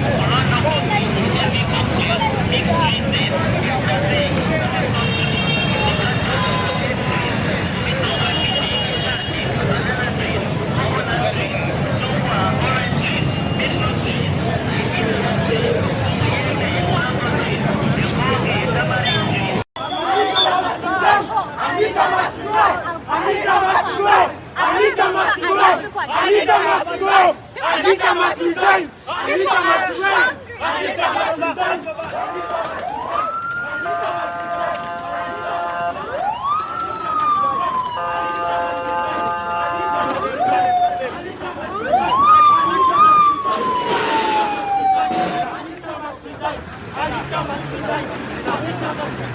I'm just moving to work. Anita Among, I think, is their speaker. And I'm yet to really read much about her. Okay. Anita Among. And they want her to go. They are not coming for Museveni yet. They're coming for Anita and the parliament. So Occupy Parliament was the tag of their protests. And then they clamped down on them. See, everywhere we be like, somebody said, Kampala be like Damaturu. I think I'm putting them as you know, as bad as Ogun State is, right? I don't, okay, hang on, guys, hang on. Don't use Damaturu, okay? Because these guys are really have, if you go to the northern Nigeria, you will see possibly the best of the best road you can see when it comes to their state capitals. Okay, they may not build schools or build or they actually have, people say they have one of the best road networks in Nigeria. Not the best, too. I'm just saying that, you know, really quality road like that, right? So I'm person where they Ogun State, they look down on Damaturu and say, Damaturu, that bush. You're living in a slum, unfortunately, you know. You're living in a place whereby your life is being so shortened. So I can't even use that. I can't use Damaturu as Kampala, because Kampala is like more worse than Damaturu, possibly better than Abeokuta. Let's be honest, okay? But I don't understand why everywhere is so dusty. That's supposed to be your state capital, right? Kampala. We've heard about Kampala all my life. Current affairs, Africa. You begin to mention countries and capitals. Cameroon, Douala. I don't know if I still remember them though, right? But the way we kind of sang them when we're young, you have to be like that. Sierra Leone, Freetown, South Africa, Pretoria, something like that. Nigeria, Abuja, FCT. Say Ghana, Accra. How many of you did that? So yeah, you know, that's Kampala. Uganda, Kampala. Senegal, Dakar. Yeah, we had all of that current affairs when we were growing up though, right? I don't know if they still do that for today. But yeah, that's Uganda. That's where Museveni, the terror, is living like a king, treating his own people like slaves. And he's so confident that except he dies, Kampala remain his. Seriously. And it doesn't matter what happened to them economically. They can't change him. They can't choose otherwise. It has to be him. But then the country they are running, look at it. Unfortunate.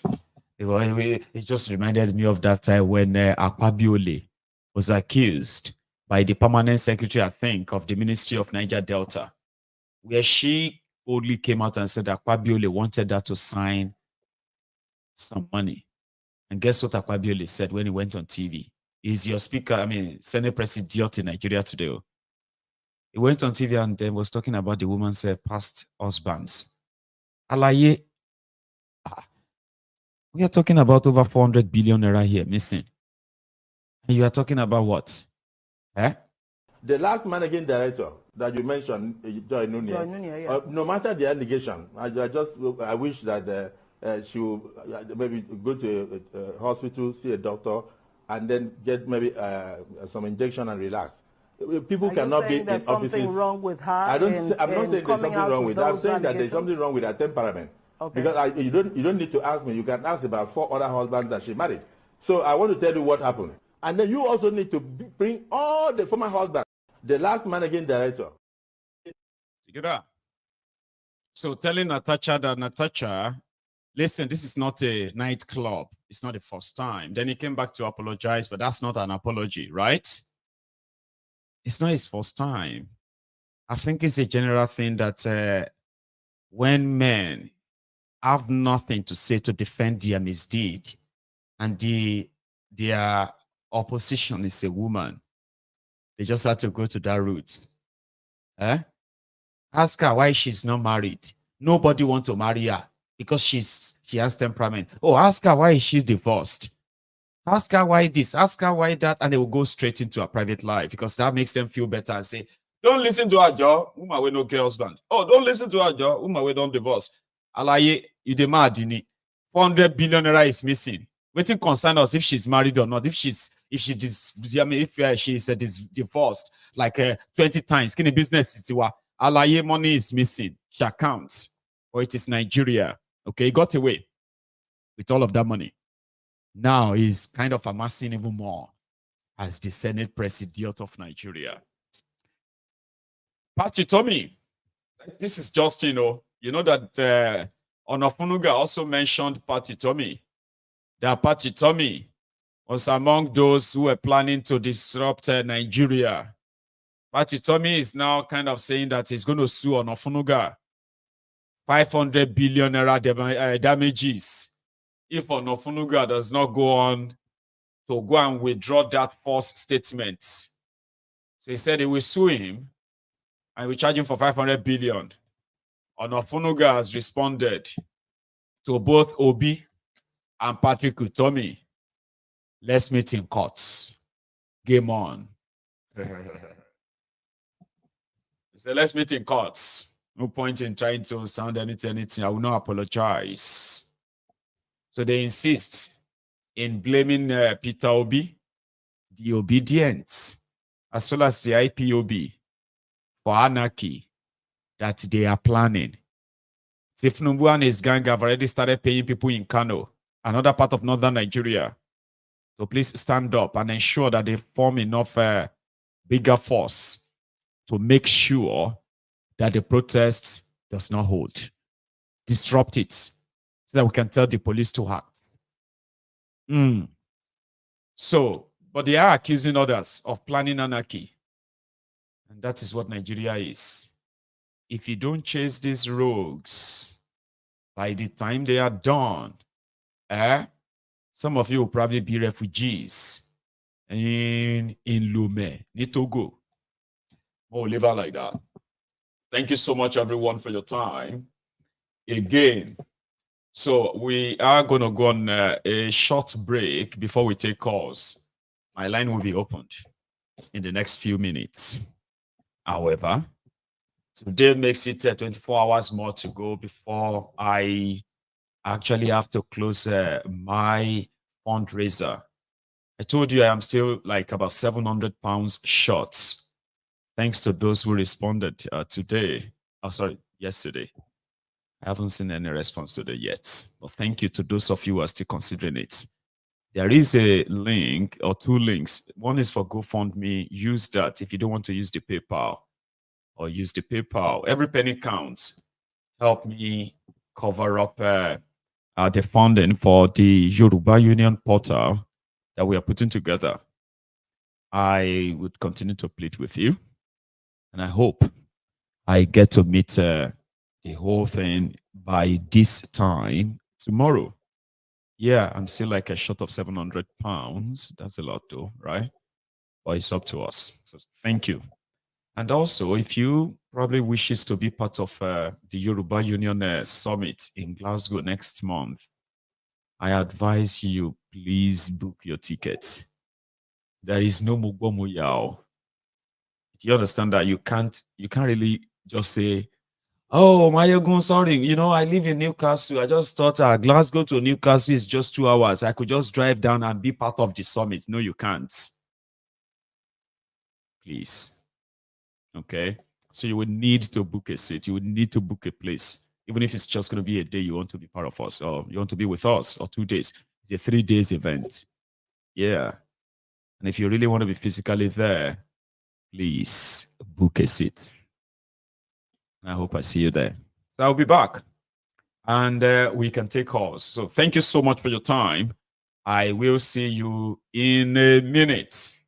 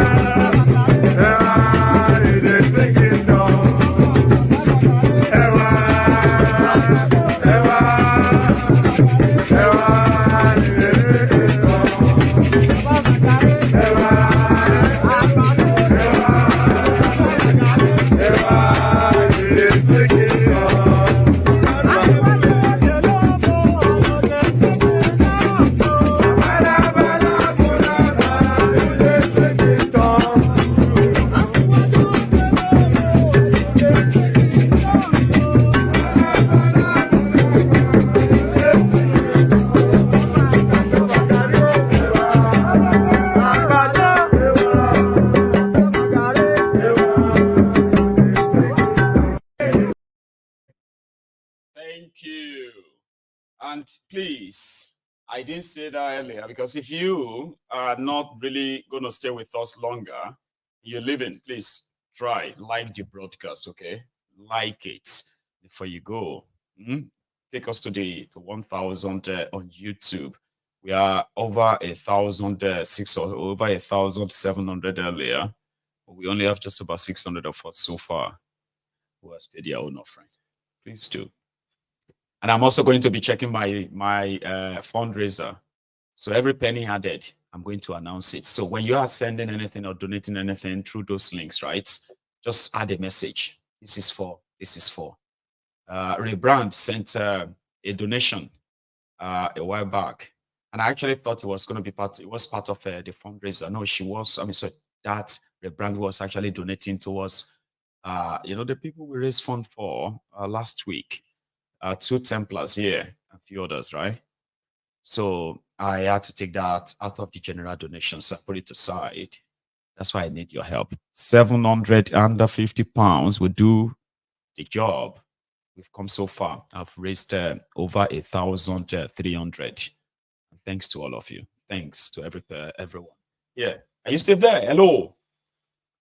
Yeah, hello, my good general. This is CA from Atlanta. CA from Atlanta. That's you, man. So sorry, right? Thank you so much for your patience as well, okay? Please, no problem. No, everybody can hear you now. It's a pleasure, man. Yes, Getting you is not easy, so when you have the chance, I don't mind waiting for 20, 30 minutes just to have my own. Keep you that long. No, it won't be that bad. Yeah. I'm glad you can, okay? So thank you so much, man. I don't know when we're going to get out of this problem, with this Nigerian problem. I don't know when we're going to get out of it. I don't know. I won't say it's a country. That contraption is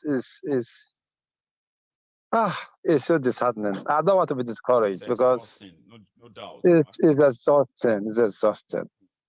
You have your own life. You still think back home and see what is going on. It's just unbelievable. It's just crazy.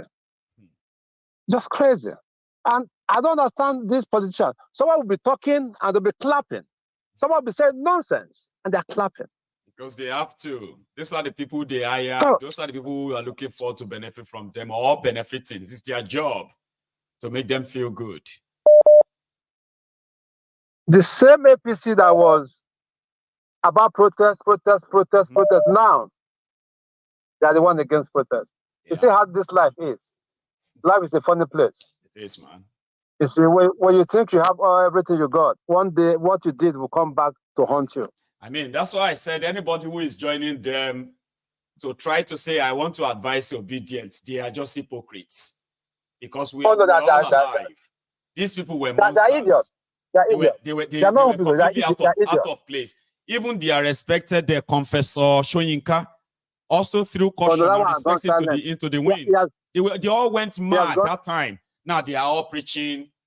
Shoyinka was abusing President Jonathan. Abusing her directly. Yeah, it was a thing. Now they are the ones who are now telling us to don't talk like that.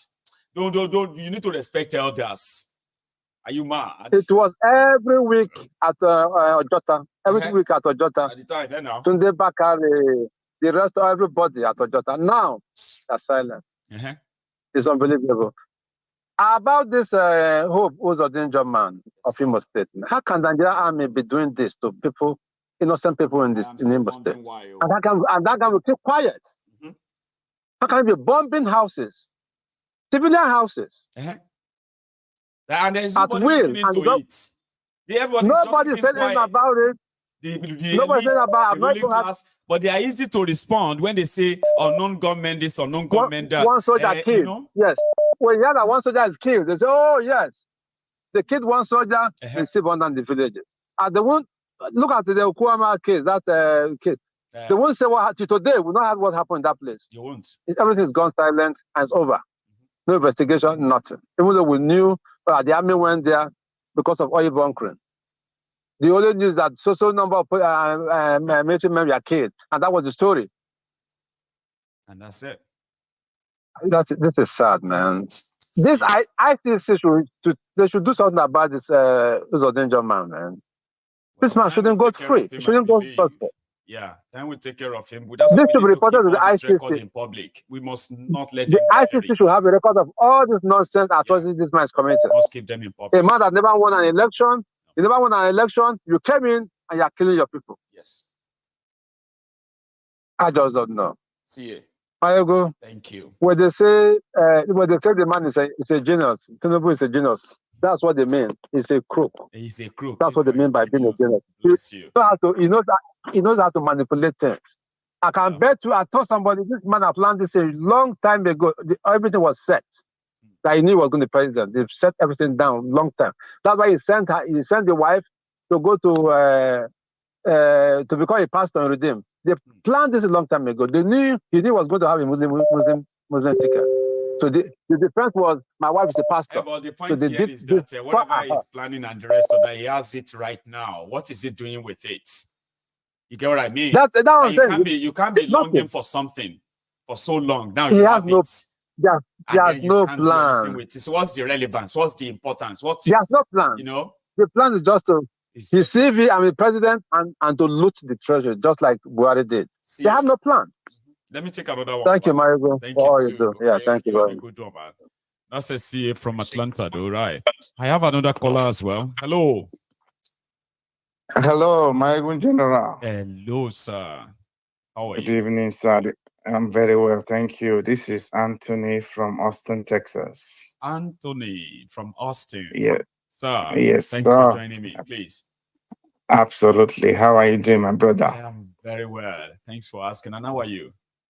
I'm great. I'm great. I've been trying to get through all this while, but it's been very difficult. And today I said it has to happen. I kept redialing, recalling. So, and I think that's all it takes, right?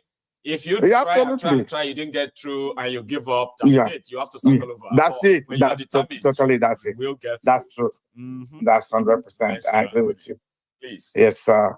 Anyway, first of all, let me talk about the Onanuga stuff. You know, they know the Nigerian situation.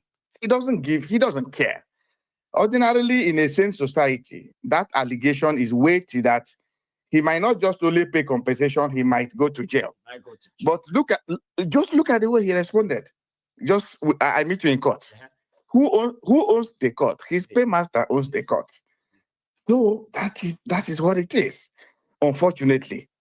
But you know, what I just wanted to say is thank you very much for helping to popularize to the protest that is coming up. I don't really care about what is going on, any other thing going on in Nigeria right now.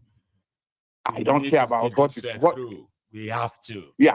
Yes, sir. We just, because this is literally the last chance that the people can speak in that country. That's right. If they are able to shut us off in this upcoming protest, then that is it.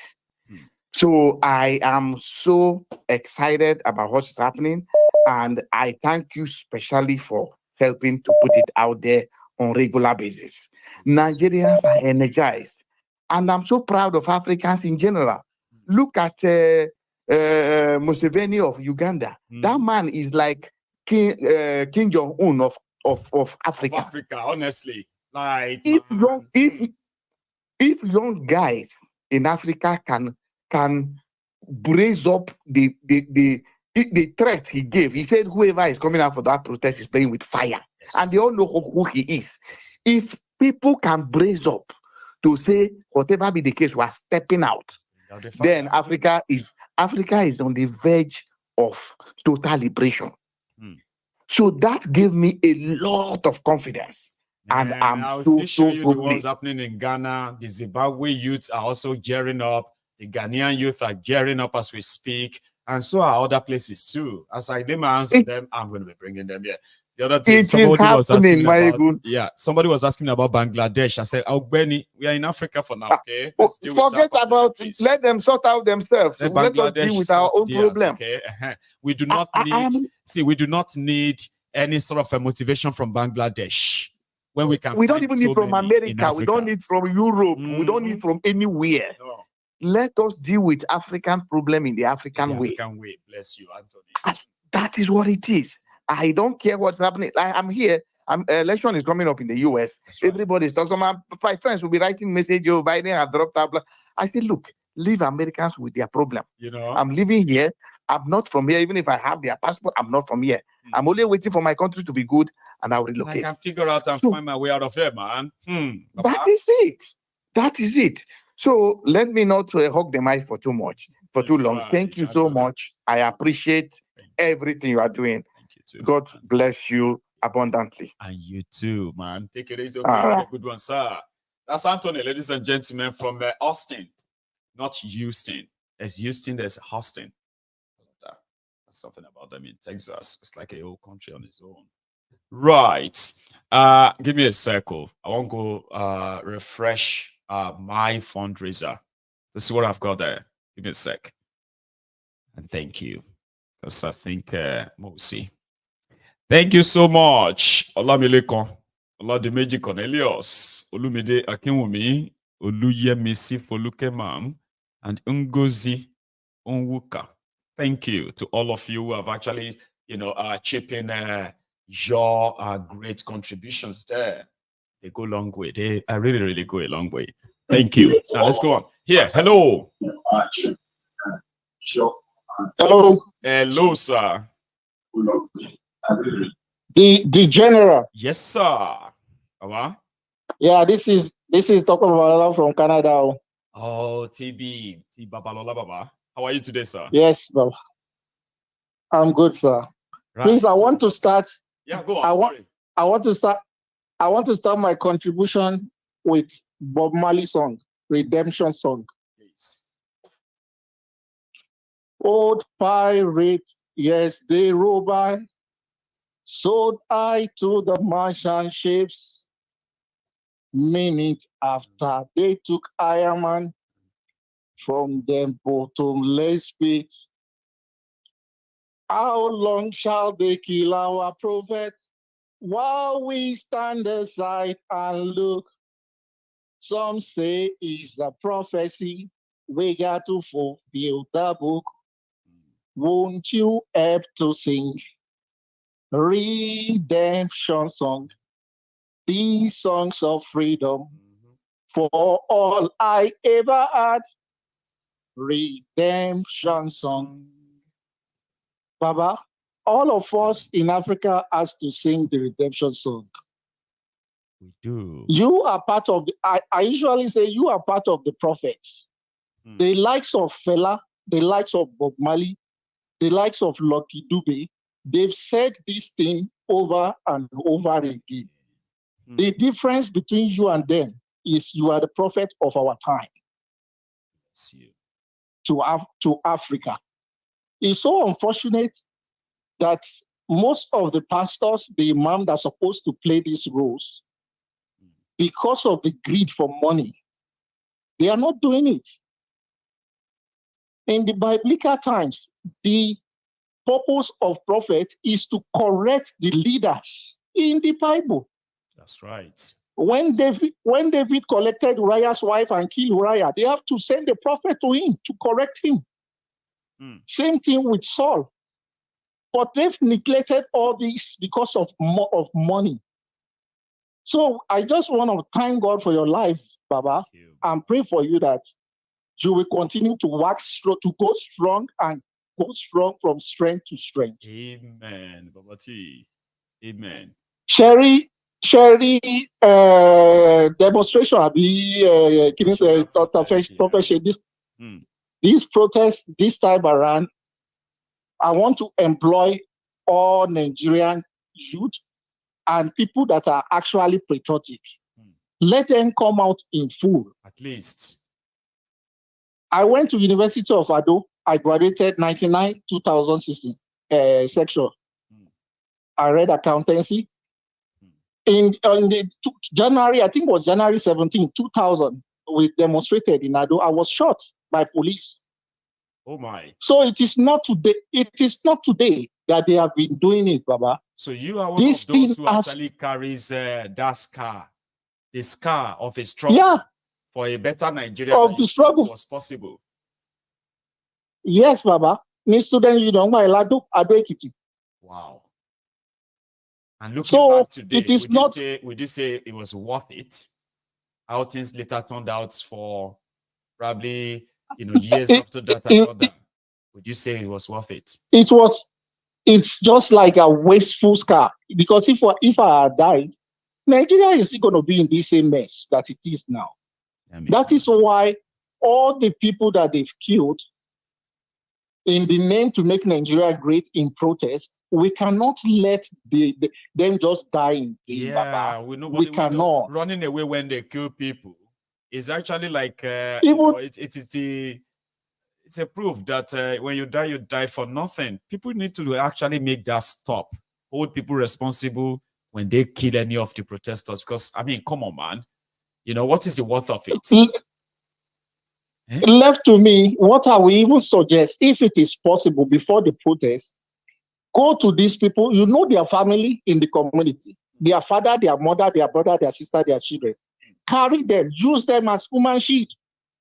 If they are going to shoot, I want more. Yeah, but the problem is, Baba, the problem again here is this, right? We all know what they normally do. When things get to this stage, right? They will take the Yoruba officers, take them somewhere else, and bring the Fulani, Hausa, Kanoris officers, bring them to Yoruba land, take them to Igbo land, and then give them one directive. They don't speak your language, hardly.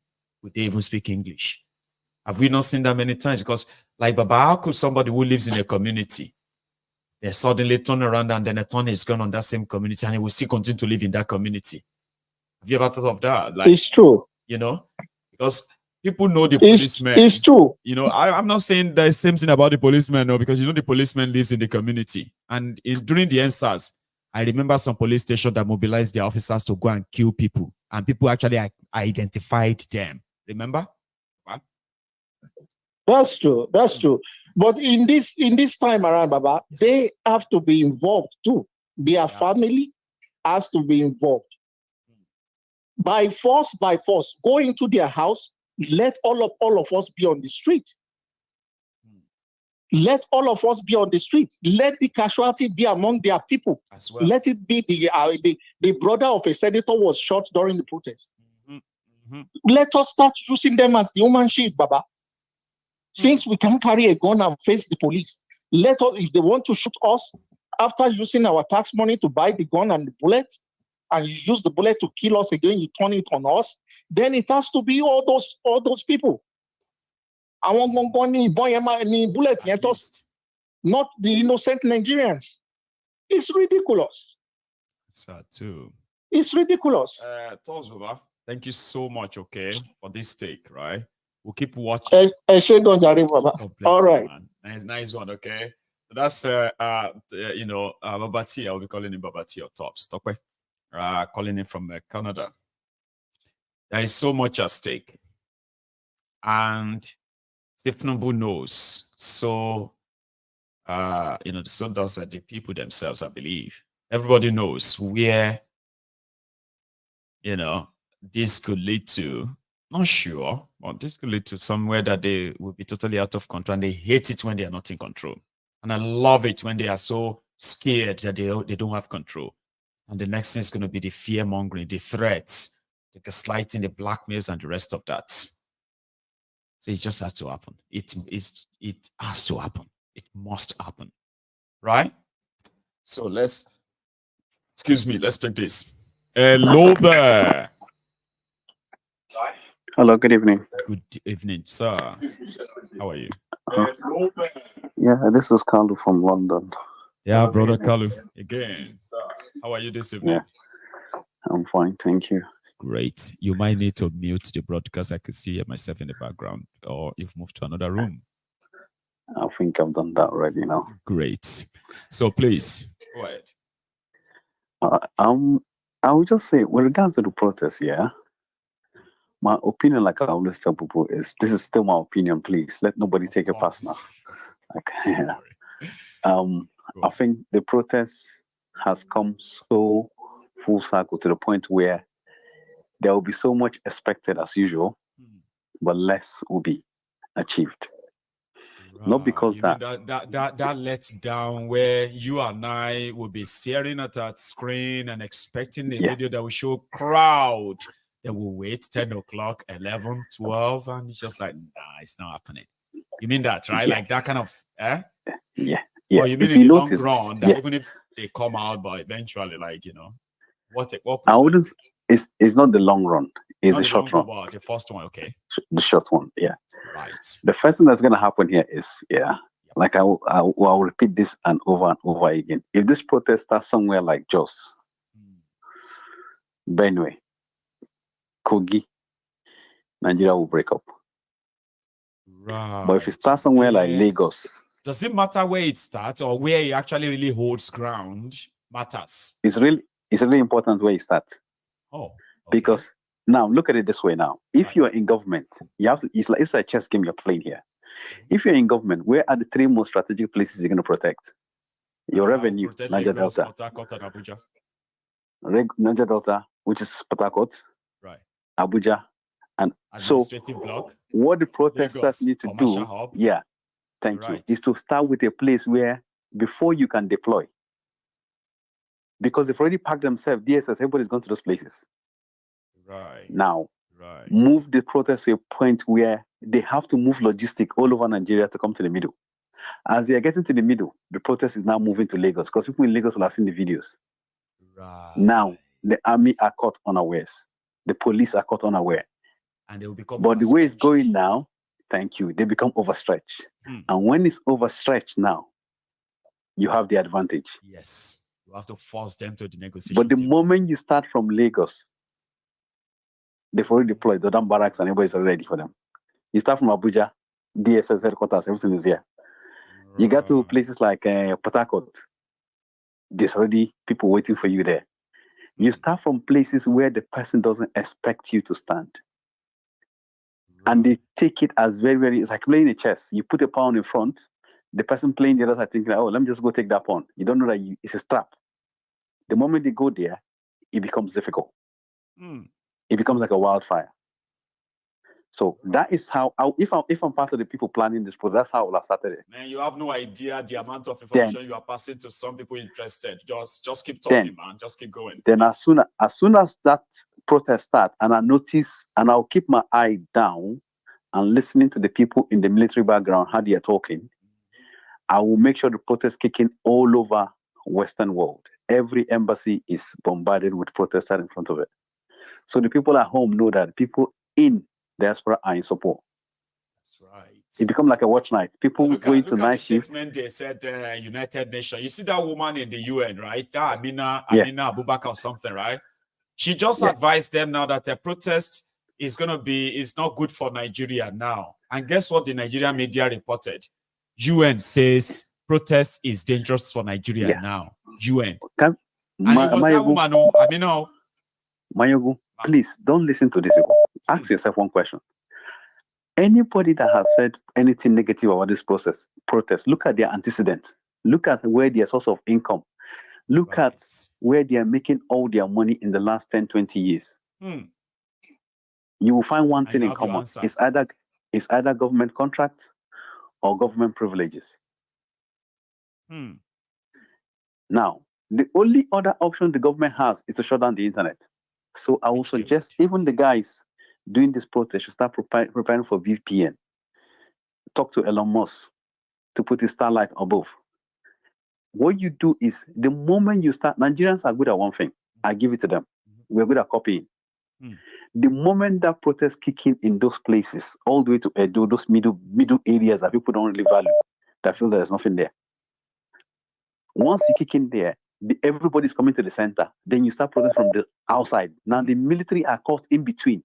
Are you going to fight this way in the center, or are you going back to the outside of Lagos, Kano, Sokoto, Niger Delta? You're like, wait, we're not caught in the middle. Are you going to fight people? Now they are now be stuck. Some of them was having to remove their uniform, going, wait, I don't think this is what I can. Because by then the whole thing has spread enough that even some of them will begin to take off their uniform and join too. Thank you. And the people doing this and this within this process should make sure that they have a regular update website where when you go, every village, every town, every local government that they are protesting is shown that this protest has reached here, protest has reached here, protest has reached here, protest has reached here. People will start panicking. Wait, this protest, I'm going to shoot somebody in Lekki. In my village, they're protesting. Now, thank you. You begin to put the fear of God into these people that have the gun. And that's where you disarm them. And the moment you disarm them, the people keep guiding them, will start walking away, saying, wait, you want me to shoot? They're already in my village. I'm not shooting again. I mean, it's similar to what happened. Guess what, right? In the process as well, we'll start seeing videos of uniform men taking them up and say, I'm not doing it again. And once you see one video, two video, that too will become a thing among them. That is it. That is it. That is the end of it. The moment one senior captain or major take off his uniform, it's finished. And you see it online and it goes viral, that's it. That is it. Nigeria has broken up. Because nobody wants to form a coup. There is no room for coup because no ethnicity wants to be responsible for the coup. It's going to be a case of 1997 now. Everybody's watching. I don't want to be the one that did it. So everybody's back there now. Now the youth will now decide what they want to do. You will see that the airplanes that will be leaving Nigeria will be like in their 200s. I know. Like this is Nigeria they're trying to sanction. Most of them will fly there. You will see them flying into Niger Republic saying, come, I want to claim asylum now. Please accept us. Yeah, please, just for a moment. The bad thing is that Thiefnubu has broken down all the traditional rulers in Nigeria. Everything in Nigeria has been broken down. It's like, for example, I was listening to you this afternoon when somebody was talking about in the olden days, people used to send people to the university, blah, blah, blah. Those things we are working because then the traditional rulers and the local people had control over their resources during the Republican system. Before we went to this military centralization. Unitary system. Even the village where I come from, people were, I still know some people that benefited from that system. The age grade system in the South is still there. But the problem is when you want to do that now, people are now thinking, wait, if I do it, it's no longer in benefit of the community, it's the benefit of that family that person comes from. Before, a child used to be a child of the community. Now is a child of the father and the mother. So they've gone to the point of decimating every principle we have. That is why you cannot longer see community come as a group and say we belong to this group, we want to do this, or even you want to set up a group event. It becomes difficult. It becomes difficult. Huh? It does. So that is just my contribution, but I hope they're able to make that work. If they make it work, fine. Then that is it. We shall see. Thank you so much for sharing that as well. Okay. Like all of us, okay, we will keep putting it out there. It is so important that it remains out there. And we continue to make people see reason why, even if you do not really like the approach, just give your support. You have nothing to lose. What do you really have to lose? By giving them the ball. There's nothing to lose. It's just that we need to. A lot of us will begin to give our endorsements after they win. We need to. I've seen it. They need to start mattering people that die in Nigeria. People that died during NSAS. What has the people done for them apart from remembering them after 1 year? They rewarded all their killers. That's what happened. Yeah, thank you. But the people that died now roaming about and threatening us again.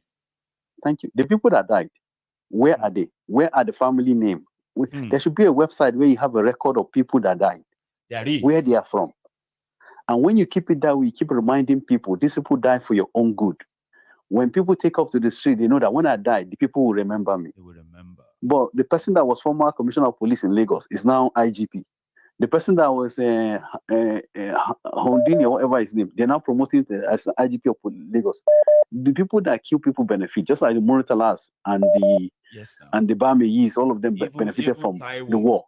Thank you. Who happened to be what do you call it? Who happened to be the son of one of the Murtalas men called Taiwo as well, right? The one that gave testimony at the NSAS panel in Lagos and said nobody was killed. They shot blank bullet, not real gun. Then when they presented evidence of all this and the people that died, they said, okay, yeah, maybe we did use some live ammunition. It was self-defense. That guy got promoted in the army. Very soon it's going to be a chief of staff or chief of army staff or something too. That is exactly what we're saying. I know. I remember that guy. The video. But we as the general populace, we don't have a record of our own people that died. We're not keeping record of that. And when we start keeping record, we will start matching it side by side with their own record. So a child born after 2020 or 2020 when they had the last riot, in 20 years' time, will not remember. The same people, the about riot, nobody kept the record of it, just on paper. We don't know whose family even come out to risk their life to die in the Aba riot of 1947. Like all these things, and the people don't keep record. But the people that kill people keep record for themselves so that they can promote themselves into a position of higher authority to do more. And that is the problem we have as a black race and as Nigerians, to be honest with you. It's a shame, man. Thank you so much. Yeah, that's just my contribution. Thank you very much for your time. You've done well. Thanks a lot, okay? You have a good evening, man. So, is another caller. I'm going to ask you to please hang in there for me for a second. I'm going to go back and plead with you. Who is in the temple this evening, okay? I just check now. Yeah, we've got over 700 of us who have actually paid their own offerings, right? Oh, come on, man. You know, let's assume that the 700 are those who have left, right? But to those who are still here and they really haven't really used that, please do, please. You know me, I like saying please all the time because sometimes they'll say, well, yeah, say please. I say, okay, yeah, please. Here is another caller. Hello there. Hello, sir. Hello, sir. This is Wale from Wales. Yeah, bro, Wale. So that's Walex from Wales again. Wale from Wales. Yeah, definitely. How are you doing, Baba? Baba, we thank God, though. Nice we thank God. And thanks for all you've been doing. You are the only one holding us up. Everybody in diaspora trying to send our mind back to what's going on back home. And I know some of us have the kind of mind we have concerns about what's going on back home, but there are many people over here and they thought maybe they don't cross over, nothing concerns them, but we and them, now they bring all of us. And I used to push the program around so that people will get educated, because all we need right now is education. And by the end of the day, all of us will all put into the fight and we get things done. And we start building our home ground again. But thank you, man. Everybody have said everything right, and your program is always excellent. But I think one thing I'm going to beg, you can do everything. No. But maybe people on this platform, one thing I know nowadays is like visual messages do help. Maybe anybody in this platform that knows how to draw or bring some images, send to you, and we can download it, put it on our Facebook, put it on our status, hashtag protest must go on, hashtag we must fight, hashtag. That will really help, because when people say things, don't bow. Don't bow. We need people. We need people. Yeah, we need people that have got brains of artistic images and words. They'll put words in it, but if they send it to you, and we'll go through your WhatsApp or your Facebook, we'll just download it through our smartphone. We'll start pasting it. Let's push this war. We are not there. We can't fight but our mind, our soul, and our small money, anything we can do, let's do it to push this progress. Yeah, because this is another opportunity to push out the bad people in our home country. So I'm applauding to you. I don't know, maybe you are going to put it out there. Maybe people should send it to you or whatever, but you I have know actually said it already. All I have to do is to continue to amplify that, okay? Yeah. Or if I come across stuff like that as well, because there could be people doing it already, okay? If I come across them, all I have to do is just bring them on and share them with one thing I know, video and images do move fastly. Send them messages. When people say they will like it, and in fact, funny they things, are funny words. shorter enough as well. Yeah. They do move. You're right. They do move. So if we do this, we are doing our own part, little part, to push this to push this revolution to happen. Bless you, man. That's some brilliant ideas, so that every little thing, right? This is not even little. It moves, because I know I'm not saying that it might look so little, but once it's out there, it's always going to be bigger than what it seems. But different images with different words. We abroad, we in UK, in Cambodia, because I know there are many people over the world in this program. We in Cambodia support this thing. We're tired. We're not sending money. We're suffering too because we are not enjoying as well. No. I did a business to Nigeria between now and last year. What I'm supposed to make money, I lost everything. I don't even do anything right now. I'm doing my business to Uganda and everywhere right now, and I'm making my small coin. It's better. If you do any business on that, you're wasting your time. You can't make profits. So all of complaining. I'm talking about people who are running their own thing. They don't have anything to do with politics or anything at all. Like everyone is complaining and lamenting. Everybody is eating all of us.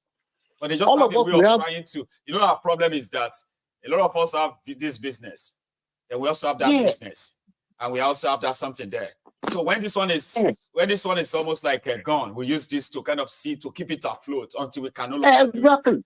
A lot of people are complaining. We have goods. Honestly, we have goods to send back home so that we will make money, and we send it to some people back home. They will make small money. Right now, you're wasting your time. If you're doing any transaction to Nigeria, it's waste of time. You can never make the money. Take a look at their tariff that they continue to increase and increase. Yes, imagine how many businesses that one has already shut down, but they are not paying attention, are they? No, at all. So it's in Kotoba, no. It's everybody. Everybody, we need to fight this fight. These little things, guys that knows about graphic things that could put words. Let's send it. Some people change the word. Let's make it more flat. Let's post it. With social media, we will push the people back home to realize we need to fight this fight. Not they need to fight. All of us need to fight this fight. I don't want to take your time. Thank you very much, and thank you for what you're doing. Thank you too, man. Thanks for thank you. Because a lot of us don't know that. It's all this information and all these experiences that we share, right? They are part and parcel of what make this platform sort of effective, you know? There's a lot of people believe that it's not just my ego talk. There are others, right? And people like yourself makes it even more special. So thank you, Baba. You have a good day, Alex. That's it. Wale from Wales. Guess what? If I have two Wales that are living in Wales, I can just say Wales or Wales. Wales living in Wales. Wales living in Wales. Quite classy. Anyway, thank you so much for that. Walex, here is another caller on the line. Hello. Did I get you? Okay, now that's it. You see, there's something about when you think you've been connected and you see connecting. WhatsApp is so crazy, right? You see connecting, and then you hang it here. It never connects. Is that connected? Hello. Hello, my. I can hear you, Baba. My good general. Yes, sir. That's Prince Jejeman, right? Yes, Baba. This is Prince Jejeman representing IPOB for life. Bless you, man. Thank you. Baba, I'm happy to be around again. Thank you so much. We cannot thank you enough. Thank you, man. For your boldness, for your consistency. Thank you. God bless you, Baba. And you too, man. Thank you so much, Prince. Baba, while I'm calling tonight, in the afternoon, I was a bit busy, but I was listening to the program.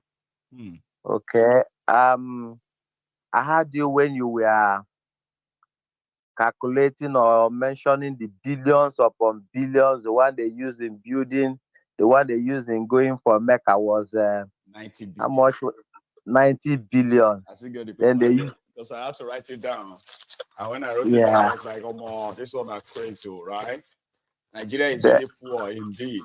Yeah, Nigeria is a poor country. 21 billion for house, 374 billion for National Assembly. Let's see, got cars with 58 billion, 44 billion for the judiciary, the judges. Here is another one, 10 billion for Gbajabia Amole, 45 billion for Ribadu, 16 billion for traveling, 12 billion for first lady, 90 billion for Hajj, 900 billion per month for subsidy, 5 billion for yacht, 150 billion for plane, 70K for minimum wage. Wow, thank you. Thank you. You know why I record that back, Baba. You see, I want us to do a little mathematics tonight. Okay, for our people, especially those that want to go and protest, so that they will know why, the reason why they are protesting, not where you are there. Say, they say that they do protest. Now come here. You should know the reason why you are going out. You see, Baba, 1,000 million make 1 billion. Abi, Baba? No be so? That's right. 1,000, yeah. That I makes want to 1 tell billion. you, Right. yes, I want to tell you that 100 million into 10, that is 1,000. That makes 1 billion. With 100 million naira, even as of today, the way the economy is bad, you can build a duplex. You can build a duplex from beginning. For those who don't understand what is duplex, 1-story building, you can build it and furnish it. Baba, are you listening to me? I'm with you. Okay, that's 100 million. How many duplex will it produce? How many duplex will it produce inside the 1 billion? Just 10. It will give you 10. All right. So 10 times 21 billion. That's what they use in building one a house 10 for times 21 gives you 210. 210 building. That's what they use in building one building for vice president. Who is the known Boko Haram sympathizer? Okay, confirm. That the person they are telling us Boko Haram, repentant Boko Haram, they use Nigeria money, 210 billion. That will build 210 21 billion that will build at least 210 houses, mansions at the cost of 100 million per one. 210. This will build. There's 21 billion that they use in building one house for Boko Haram sympathizer. We build 210 duplex mansion for at least for people to live. Are you getting me? That's what they use. You see the kind of abomination they are committing in that Asorok. This is for one person, Mayegu, and people are dying. They cannot pay 250 for one person minimum wage. They cannot pay. That's why Nigeria, when he had be like coconut, went there and collect his own national cake his and own came. People are watching him now. The day of protest is coming. Then he will come and explain how he say go negotiate 70,000 for Nigerian workers that can 70,000 that cannot even feed you up to 2 weeks. Then you go and collect it for them for 1 month. Time will come, everybody will give account because judgment day is coming. So Mayegu, I just want to do this little calculation so that the people who are going to have to protest will know the damage they are doing to their lives. See how they destroy education, see how they destroy anything that will even make you alive have a meaning. No road, people are dying on the road every day, and they are signing billions upon billions. From God. The 4 refinery is not working there, but people are working there every day. They are paying them billions of naira. Paying billions. You are paying billions of naira salary to workers of refineries that are not working. They are appointing people. They are even employing more, giving appointment to themselves, and they are spending over 100 billion a year to pay the salary of the workers in Kaduna refinery. They are paying about 44 billion a year. In Warri refinery, they are paying about 60 billion naira as salaries of workers, and the refinery is not a worker. It's not working, though. And mind you, Mayegu, who is the Minister of Petroleum, is it not Jagabandi? Eh? And Yes. that sector is not working, no. Eh? You know something, as the whole Nigerians say they won't go protest. Akpabiole and his gang, National Assembly, they have declared 7 weeks recess. They don't run away. They know they come back. They won't run away now. They want to come back until everything is My ego, our people should brace up. Oh. Eh? The people should brace up. If na water, you go still drink. If na gari, you go still drink. Drink am, but make you fight. Fight for your life. Fight for your life. It's a fight for your life. These people, they don't kill everybody. Eh? God bless you, Baba. And you God too. bless you. It's a pleasure talking to you again. Okay, you have a good one. I have another caller. I also have a bit of an update too. Okay, so I just check my. Hang on, no. Let me check it again. Right. Don't worry, I don't have any news. Hello there. Hello, Mr. Michael. Yes, sir. Good evening. How are you? Good evening. Fine. Look, I did made my contribution about a couple of times already. Thank you, Baba. I did about yesterday and. I'm talking to those who are still looking at me like tomorrow, and I don't mind. I'm just reminding people, though, right, Baba? You fire on the conversation, okay? Yeah. Yes, sir. Yeah. Well, I've been trying to. Well, so far so good. But I'm not very optimistic about. I'm a bit skeptic about this. Why is that? Is that something? Is there something you know? I mean, you've heard, or you're just it's from the past experience? Is that? Yeah, it's just from the past experience. You know, when people lack when people lack education, you see, especially in Nigeria, we've got too much people who have never been to school, who doesn't understand the weaponized illiteracy. So and then all this the way we normally our elders, our parents normally talk to us, know the son of whom you are, and this kind of talks that make us to believe that we shouldn't go beyond our boundary, that we should know, and maybe that would be something to consider for us. That those are one of the factors that I think that in the outcome of or the outcome of this protest. You say right, okay. Let's just finger cross. I know the first guy that first called, he made a valid point, saying that people need to strategize, but the people who have to strategize have to be people at least who have been to at least secondary school, who know how to read and write, who understand a bit of tactic. So, and Nigeria is not the case, and now we are even dipping.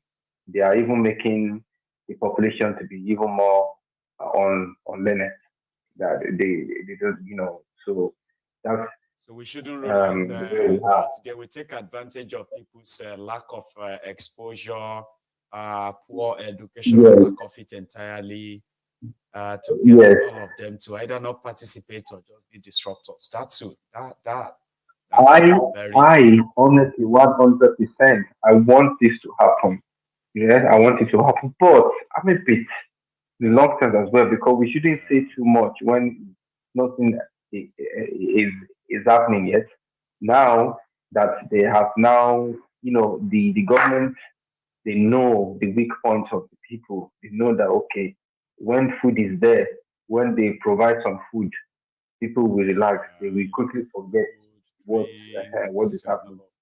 It's always okay. And then even though some people condemn that, they're like, no, don't go and do protests where you are going to be dancing, singing, and eating food. I know that's not, well, I don't even know which of them these advices we should take, right? But with the state of what is going on in Nigeria, it's not a bad idea if food is provided. To be honest, you know what I mean? Yes, if I'm truly skilled enough to get these comical characters on, how to set up all this kind of thing on the website, try to make some animation, make it comical, and and passing this information that, look, this is the benefits if you do this.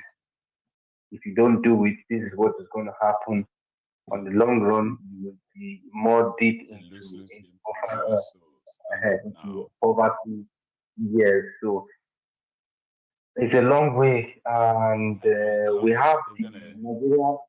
Nigeria have my own feeling, right?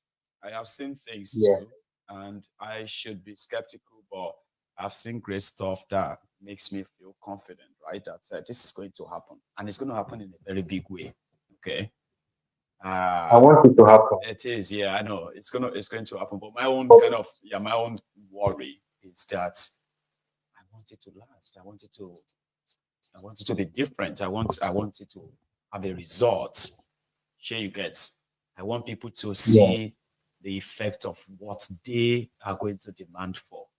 So I do not want this to be another means of just another missed opportunity kind of share. You get. So I really wish it works. I don't think it will, but I'm not sure if it's probably just going to. If youth can understand that number is powerful, because the amount of the police we have in Nigeria and the army is not even up to 1 million, right? If you look at it, and half of them, they are somewhere in the big madam or big boss kitchen. So that's why they were a bit more, they tend to tackle situations before it happens. All these our forces, they will start putting on their new uniform, make it look as if they are really, they are, show of force. Yes. So nonsense, yeah. Yes. So this knowledge has to be, let people understand this. That look, there's nothing. It's a facade. There's nothing behind it. All we need is the numbers matters, and the amount of places that is not governed in Nigeria is far greater than places that is actually being where there's a sign of government. In Nigeria, it's so vast that most of the places you won't even know is there any government ruling this country apart from the capital cities, in every each state, which we know that okay, there's government. You just be like, man, this can't there's nothing. Like this is not real. Yeah. So that's my bit for today. But I just wish that. I know. Those who are going to pick one or two things from what you have actually, shared, they have already. Yeah, I'm not able to say much, but I hope that will be. Yeah. Don't worry. You said your own. It's just like what we do every night. Sometimes we all need to know that the effect of what we have done or say may not be something you're going to be aware of in a couple of days to come, but you are going to see it manifest, and you'll be like, oh, I suggested that. I think you know what I mean? Yeah. Who are listening? Yeah. Okay. And indeed, they are preparing to. You have a good one, okay? Let me take another one. Yeah. Thank you. So I have another donor on the GoFundMe. You see, the GoFundMe, you can see that yourself. The link is there. Even if you're not donating, you can see all the donors. Okay. I've got Ogechi. Thank you, ma'am, for that. For your generosity. Okay. Give me a second. Good. So that link is still there in the comment. If you've missed it, right, I can repost it, for you.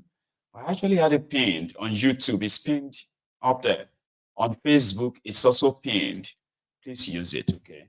So far, so good. I think my fundraiser has reduced now to about 600, okay? 650 or so, right? So I still have about 650 pounds to 700 pounds to go. No, 650. So thank you, please. Hang on. Also, like I said, when it comes to the Yoruba Union Summit that is going to take place next month, 23rd of August to the 25th of August, where we have the members of the union, the Yorubas from all over the world, already booked a place, booked a space. You can book one too, right? Use the link in the comments if you haven't already. Please check it out. Nice. I do have another caller. Yeah. Hello. Hello, Mario. How is it going? I am very well, oh man. How are you doing yourself? I'm good. Thanks for everything that you do. Thanks, man. Thank you. Please. So Mario, I'm just calling regarding the protest. I think I will urge every Nigeria, all of us that are here, if you know anyone that is in the police, in the military, in the service, I think you should call them and tell them that on the day of the protest, they should stand aside and not shoot anyone. I think that's a very important message for we to be passing on to the people that we know that are in the police. Friends or family. That's good. Yes. Whether they are going yes, friends or family. Open ball game, but psychologically say it to them, just so they know you are interested in what is going on. Exactly. Yeah, so I personally have passed my message on to the people that I know that are in the forces in Nigeria, and I've made it clear to them that on the day of the protest, you should stand aside because everyone is complaining. Even themselves, they are complaining that the country is in a mess. You know, people are suffering, people are hungry. They can't buy anything. The inflation is crazy. My mom is currently here in the UK, and my sister from Nigeria keeps calling her that things are ridiculously expensive, that you go to the market today, tomorrow we go back, the prices has gone up. That the thing is it's gone out of hand. That is crazy. So I suppose that's a little message to be passed on so that people can, call people that you know that are in the forces. They might not take it seriously or they might just dismiss it, but at least you've done something, and you sowed the seed in their mind. I mean, in fact, you know something about that as well is that you will be surprised at how effective that your phone call will be on them. You try it, try it first. So I encourage people to do so, right? Because I've done that already. Like I said, I know people that are in the forces in Nigeria. I'm talking to our audience now, like you are doing same, right? Say, please, so if you are watching this video, you may not know how effective that phone call will be when you pick up your phone and call that your friend or that your brother or your sister and say, hello, I have something to say to you. What is it like? Yeah, exactly. In your barrack or in your place there when it comes to this upcoming protest? And then you talk to them and say, listen, do what you can. Please do not be part of those who are going to go and attack those people. Talk to your colleagues as well. Exactly. Yeah, exactly. And then that message just keeps going around. Yeah. And then secondly, like Bayogo, for me, I always pay attention to the numbers. Like I look at the data behind anything. So I'm going to talk about this Dangote refinery. I know people always throw their arms when they hear about Dangote, talk about monopoly and all that stuff. But if you look at the numbers behind this Dangote refinery, this is the one project that I believe can move Nigeria to the next level. And we, I think, as Nigerians, should be screaming to make sure this Dangote refinery works. What I mean it works is like, if you imagine, according to the data that NBC normally release, apparently they spend about $2.4 billion importing finished product. I mean, I'm talking about finished crude into Nigeria, like petrol, diesel, and all that, into Nigeria. $2.4 billion a month. Yeah, in a year, that is $29 billion. Do you know what that would do for the Nigerian economy, Mayego? Just think about that, $29 billion. That's forex, that's massive. And before you have sent so much to even access such a forex as well, man. Yeah. So imagine if you split that money into like 9 different parts. So you split it into that 29 billion. If you split it into 9 different parts, you will still have some few change left. So you get about $33 billion. Imagine if Nigeria spent $3 billion on security, that will give them about 250,000 new like either police or trained guards that can reduce this issue of insecurity. And that money can even pay for them for 10 years. They can pay their salary for 10 years at $100 a month. You know, so that's massive. And then you look at that, you invest $3 billion in education, $3 billion in healthcare. You know what that means? If you genuinely spend $3 billion in Nigeria, do you know what that means? Yes, what they do. Yeah. Exactly. So I'm just looking at, if you look at the sector, $3 billion in education, $3 billion in healthcare, $3 billion in critical infrastructure, $3 billion in improving our electricity, $3 billion in improving mechanized farming, $3 billion in building technical schools for the youth so that they can be equipped and learn skills that can grow, make the country grow. $3 billion to build houses for the Nigerian people, housing for people. And then $3 billion to give to innovators, people that can come up with ideas that can grow the country's economy. Do you know what that means? Do you know what that would do for Nigerian economy, Mario? But I don't know why these people. Now, can only imagine because. Yeah, but I don't know why these people. That just reminds me of what Nigerians are actually losing. Yeah, criminals, man. And what it's crazy. Yeah. So I think we should always look at the numbers behind anything. So like what I say, well, I've done like just a little breakdown, but I've not even gone in detail because I can actually splash that and tell you what those 3 billion, what they can provide for the economy. Yes. And that's massive. That can grow the Nigerian economy massively, and people will not be talking about poverty. But I don't know that these people that are in power, I don't understand what is their aim. Conveniently, right? They will comfortably sign papers that says we are spending over 2 to 3 trillion naira on just luxury for ourselves without blinking. Then when it comes to investing in Nigeria or Nigerians, they begin to find reasons why it's not going to be that easy. It's never that easy, and therefore, since it is not going to be easy to do it, they would rather not just do it. Just move on like that.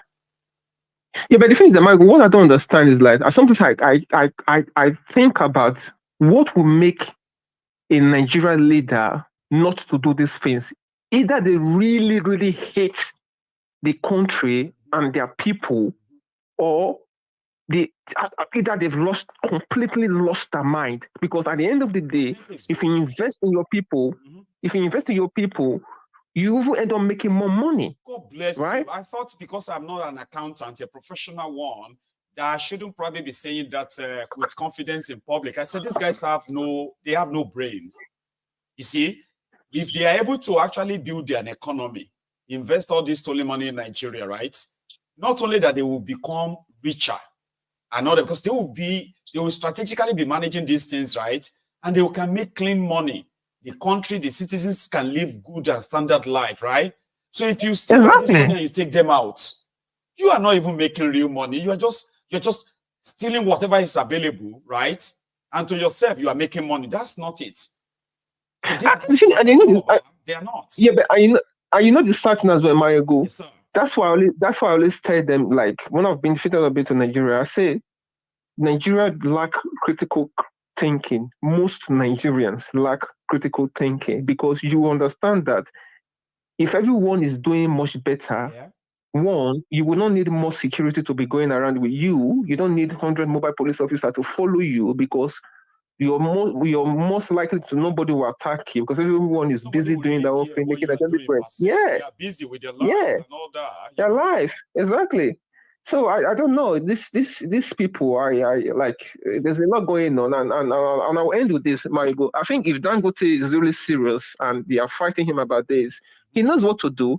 He should roll out $1 million or $2 million to sponsor the protests, and let's see what will happen.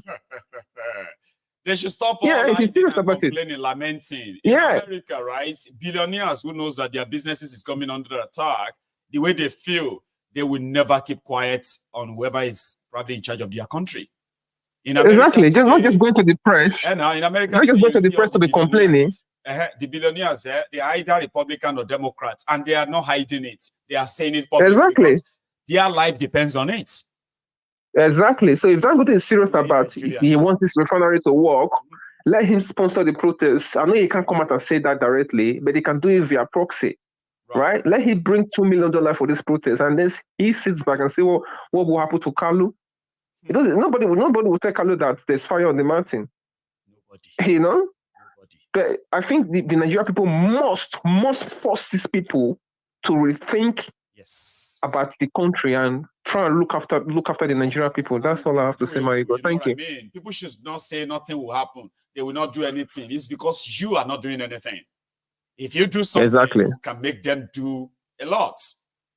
Yes, exactly. God bless you. My ego, thank you. I appreciate you taking my call. Thank you. God bless you, man. Thank you so much for adding that perspective to the gist as well. Okay, you have a wonderful day. Thank you too. There. Thank you, my ego. Man. Bye bye. So we have. All right, we have, I think, 10 minutes to go. Okay, I'm not sure it's up to that. Okay, but I can possibly still pull it off. I'm gonna go say thank you to my donors. Okay, because we're already rounding it up quick. I mean, slowly. First and first.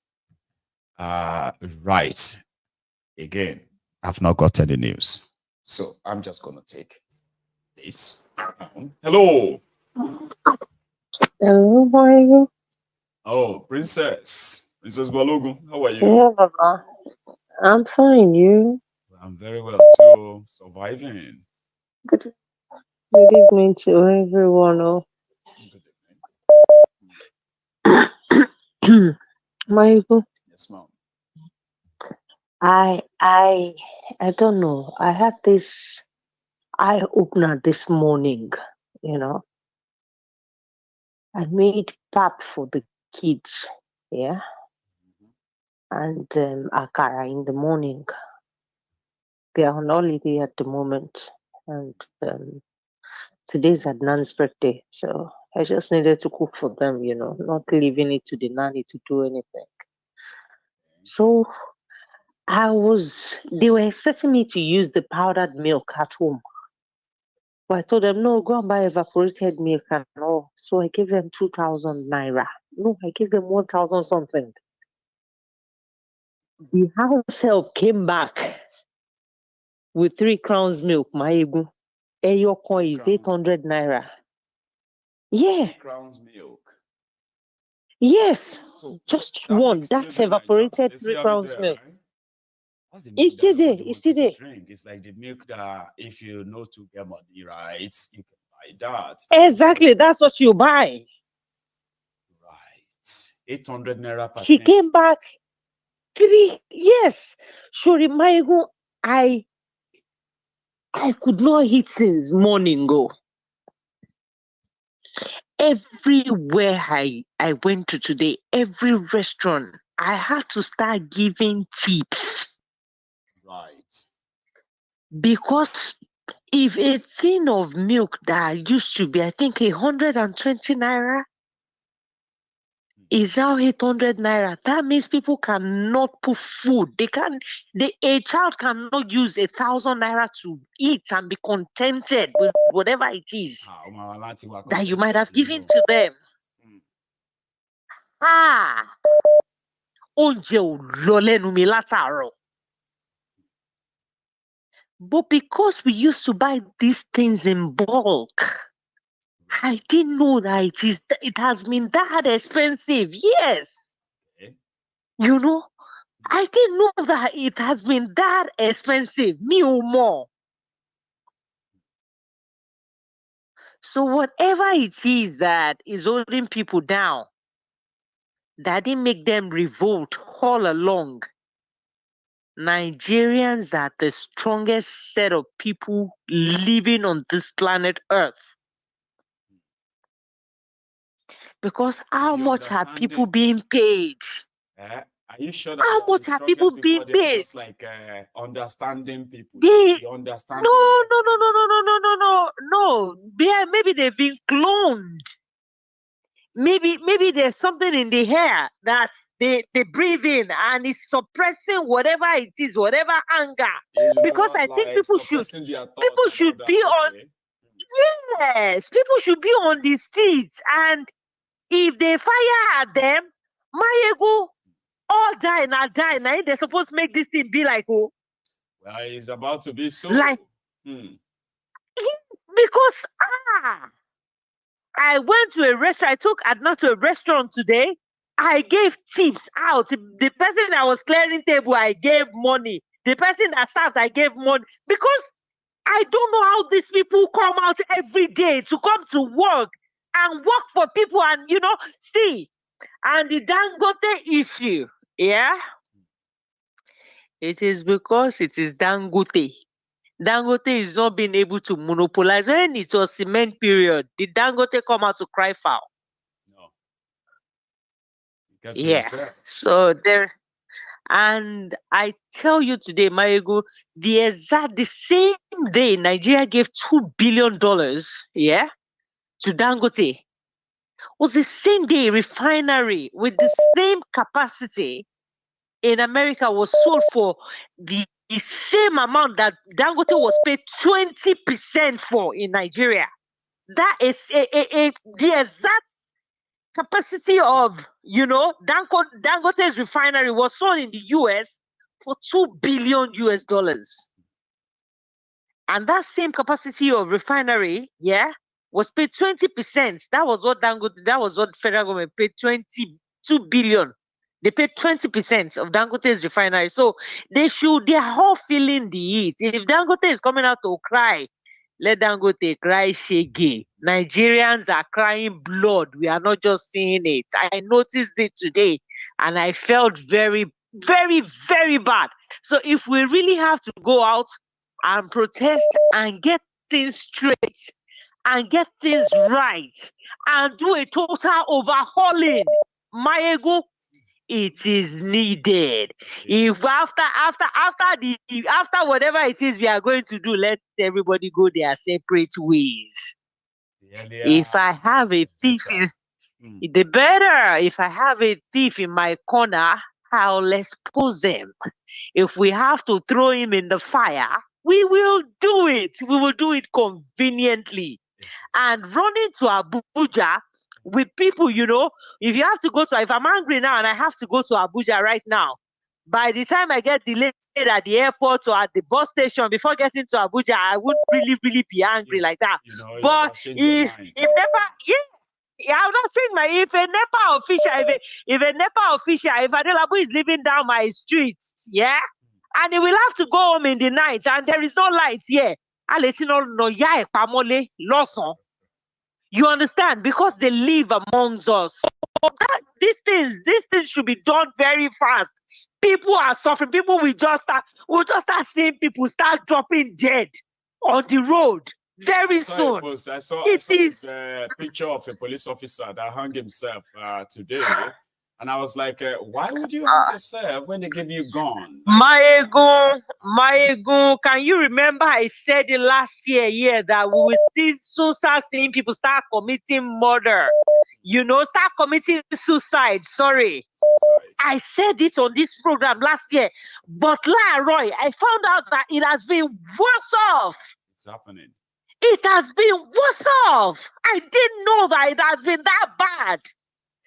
Miliki Olope 800. So if I want to buy the Holland picnic right now in Nigeria, Nigeria more. Surely Nigerian picnic, you get that for 1,000 naira. Oh. Peak milk evaporated. Princess. How many mil? Like 60 or 70 mil? No. We have never had it this bad. Thank you so much. We enter, you don't drown us. Really? See, thank you so much for stopping by. Okay. Ekuroju, any MVP, most valuable, most valuable people. If you are surviving in Nigeria, man, you'll be strong people. So God bless you, man. It's okay. Stay safe. So I've got more donors on my YouTube. I mean, no, on my Facebook. No. What the heck? Am I too tired? On the GoFundMe, I have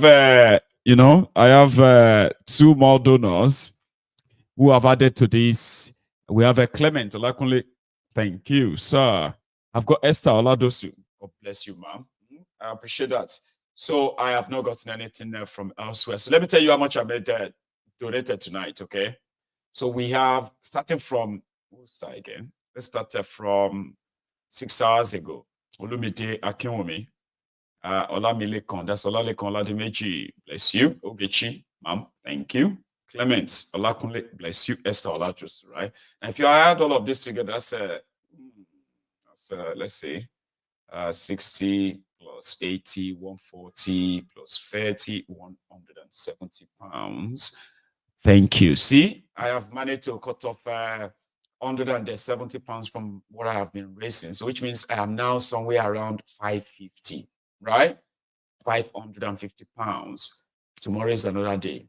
We go again tomorrow. God bless every donor. God bless where you kind of, bring this out from, okay? Thank you so much. And to my super chatters, you understand? Thank you for your generosity. To those who have also shared this broadcast, thank you too for your generosity. All of them are generous. So, and to everyone else, right? The Templars on this platform, tomorrow is another day, okay? Now that you know better, our slogan is that when you know better, please do better, all right? Be a different person that you want to see out there. You too. Good night, everyone. And you have a wonderful night. Bye-bye.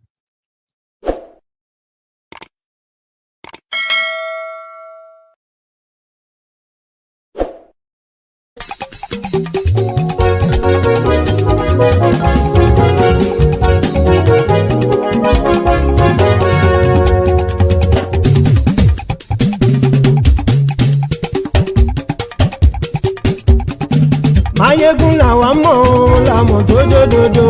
Mayegun dayari Nayibi #1. Mayegun làwa mọ̀ làmọ̀ tó dòdòdò. Mayegun dayari Nayibi #1. Mayegun ti dé o ọ̀rẹ́ ara ìlú. Mayegun dayari Nayibi #1. Lórí Facebook, lórí YouTube. Mayegun dayari Nayibi #1. Gbogbo bó ṣe ń lọ ni Mayegun já wa sí. Mayegun dayari Nayibi #1. Àṣírí ọ̀jẹ̀lú kì í bò níbẹ̀ o. Mayegun dayari Nayibi #1. Bó bá ṣe eré àní Mayegun máa wí. Mayegun dayari Nayibi #1. Ó sì tún ṣe eré wàá gbọ́ níbẹ̀ o. Mayegun dayari Nayibi #1. Mayegun dayari political. Mayegun dayari Nayibi #1. Godfatherism kò sí lọ́rọ̀ Mayegun. Mayegun dayari Nayibi #1. Ẹ farabalẹ̀ sẹ́ o kẹgọ́rọ̀ lẹ́nu o. Mayegun dayari Nayibi #1. Àní Mayegun làwa mọ̀ tó dòdòdò. Mayegun dayari Nayibi #1.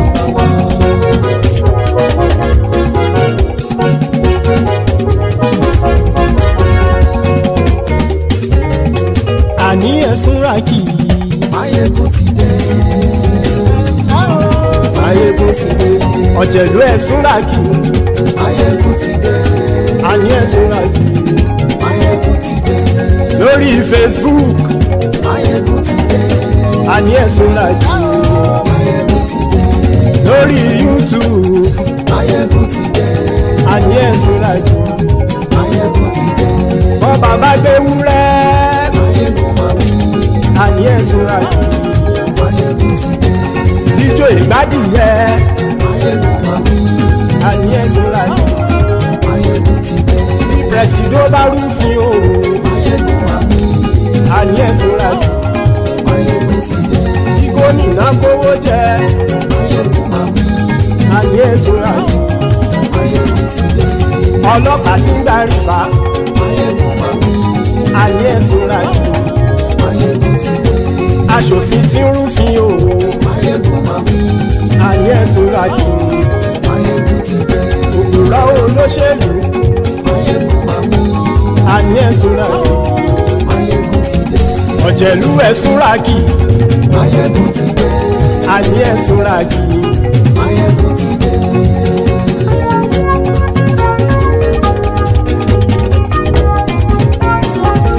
Máyégún ti dé. Gbogbo ọ̀jẹ̀lú ẹ̀sùn ràkì.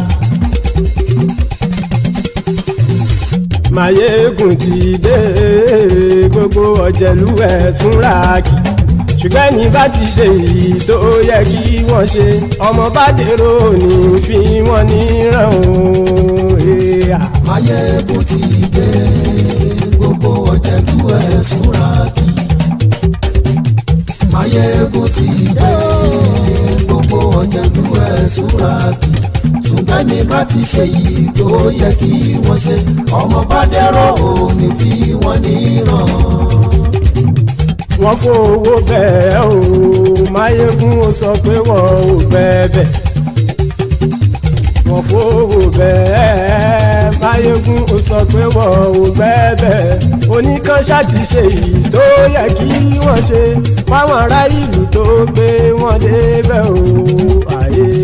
Máyégún ti dé. Gbogbo ọ̀jẹ̀lú ẹ̀sùn ràkì. Máyégún ti dé. Gbogbo ọ̀jẹ̀lú ẹ̀sùn ràkì. Ṣùgbọ́n ní bá ti ṣe yìí tó yẹ kí wọ́n ṣe, ọmọ bá dẹ́rọ̀ ò ní fi wọ́n níran. Kì máa yí ṣe eré, ọ̀rọ̀ yìí kì í ṣe ẹ̀fẹ̀. Kì máa yí ṣe eré, ọ̀rọ̀ yìí kì í ṣe ẹ̀fẹ̀. Ẹni bá ti lè lẹ́bọ̀ lẹ́rù o, ọmọ bá dèrò kàṣàyè tú wọn síta. Máyégún ti dé. Gbogbo ọ̀jẹ̀lú ẹ̀sùn ràkì. Máyégún ti dé. Gbogbo ọ̀jẹ̀lú ẹ̀sùn ràkì. Ṣùgbọ́n ní bá ti ṣe yìí tó yẹ kí wọ́n ṣe, ọmọ bá dẹ́rọ̀ ò ní fi wọ́n níran. Tẹnitẹni ọmọ Máyégún ọ̀rẹ́ ara ìlú mọ̀mọ́ ni mo fọlọ́run ṣọ́ ẹ̀ bá kìlẹ́bù. Lóòótọ́ olódodo ìlú ọ̀tá ìlú mọ̀mọ́ ni ìwọ ṣá máa ń ṣọ́ra kò sì mọ́ bẹ̀rù. Bọ́tà ń lè rí bóníṣègùn lé káwọn mọ̀mọ́ fi ṣera wọn ni ó ti dẹrùn tí wọn ò gbọ́dọ̀ sè mọ́bẹ̀. Èèpo ọ̀bọ lọmọ bá dérò tàjẹ́ ò gbọ́dọ̀ jẹ́, ó ti dọba lórí àbínú ẹni kò sì mọ́ fòyà. Àìsíwọ́lu ní ẹnìkẹ́ ìgbódì ẹyin lábàrá o, ó kó ẹni tó bá dán o àkàmù. Máyégún ti dé. Gbogbo ọ̀jẹ̀lú ẹ̀sùn ràkì. Máyégún ti dé. Gbogbo ọ̀jẹ̀lú ẹ̀sùn ràkì o. Ẹni bá ti ṣe yìí tó yẹ kí wọ́n ṣe, ọmọ bá dèrò òní fi wọ́n níran o. Máyégún ti dé. Gbogbo ọ̀jẹ̀lú ẹ̀sùn ràkì. Máyégún ti dé. Gbogbo ọ̀jẹ̀lú ẹ̀sùn ràkì. Ṣùgbọ́n ní bá ti ṣe yìí tó yẹ kí wọ́n ṣe, ọmọ bá dẹ́rọ̀ ò ní fi wọ́n níran.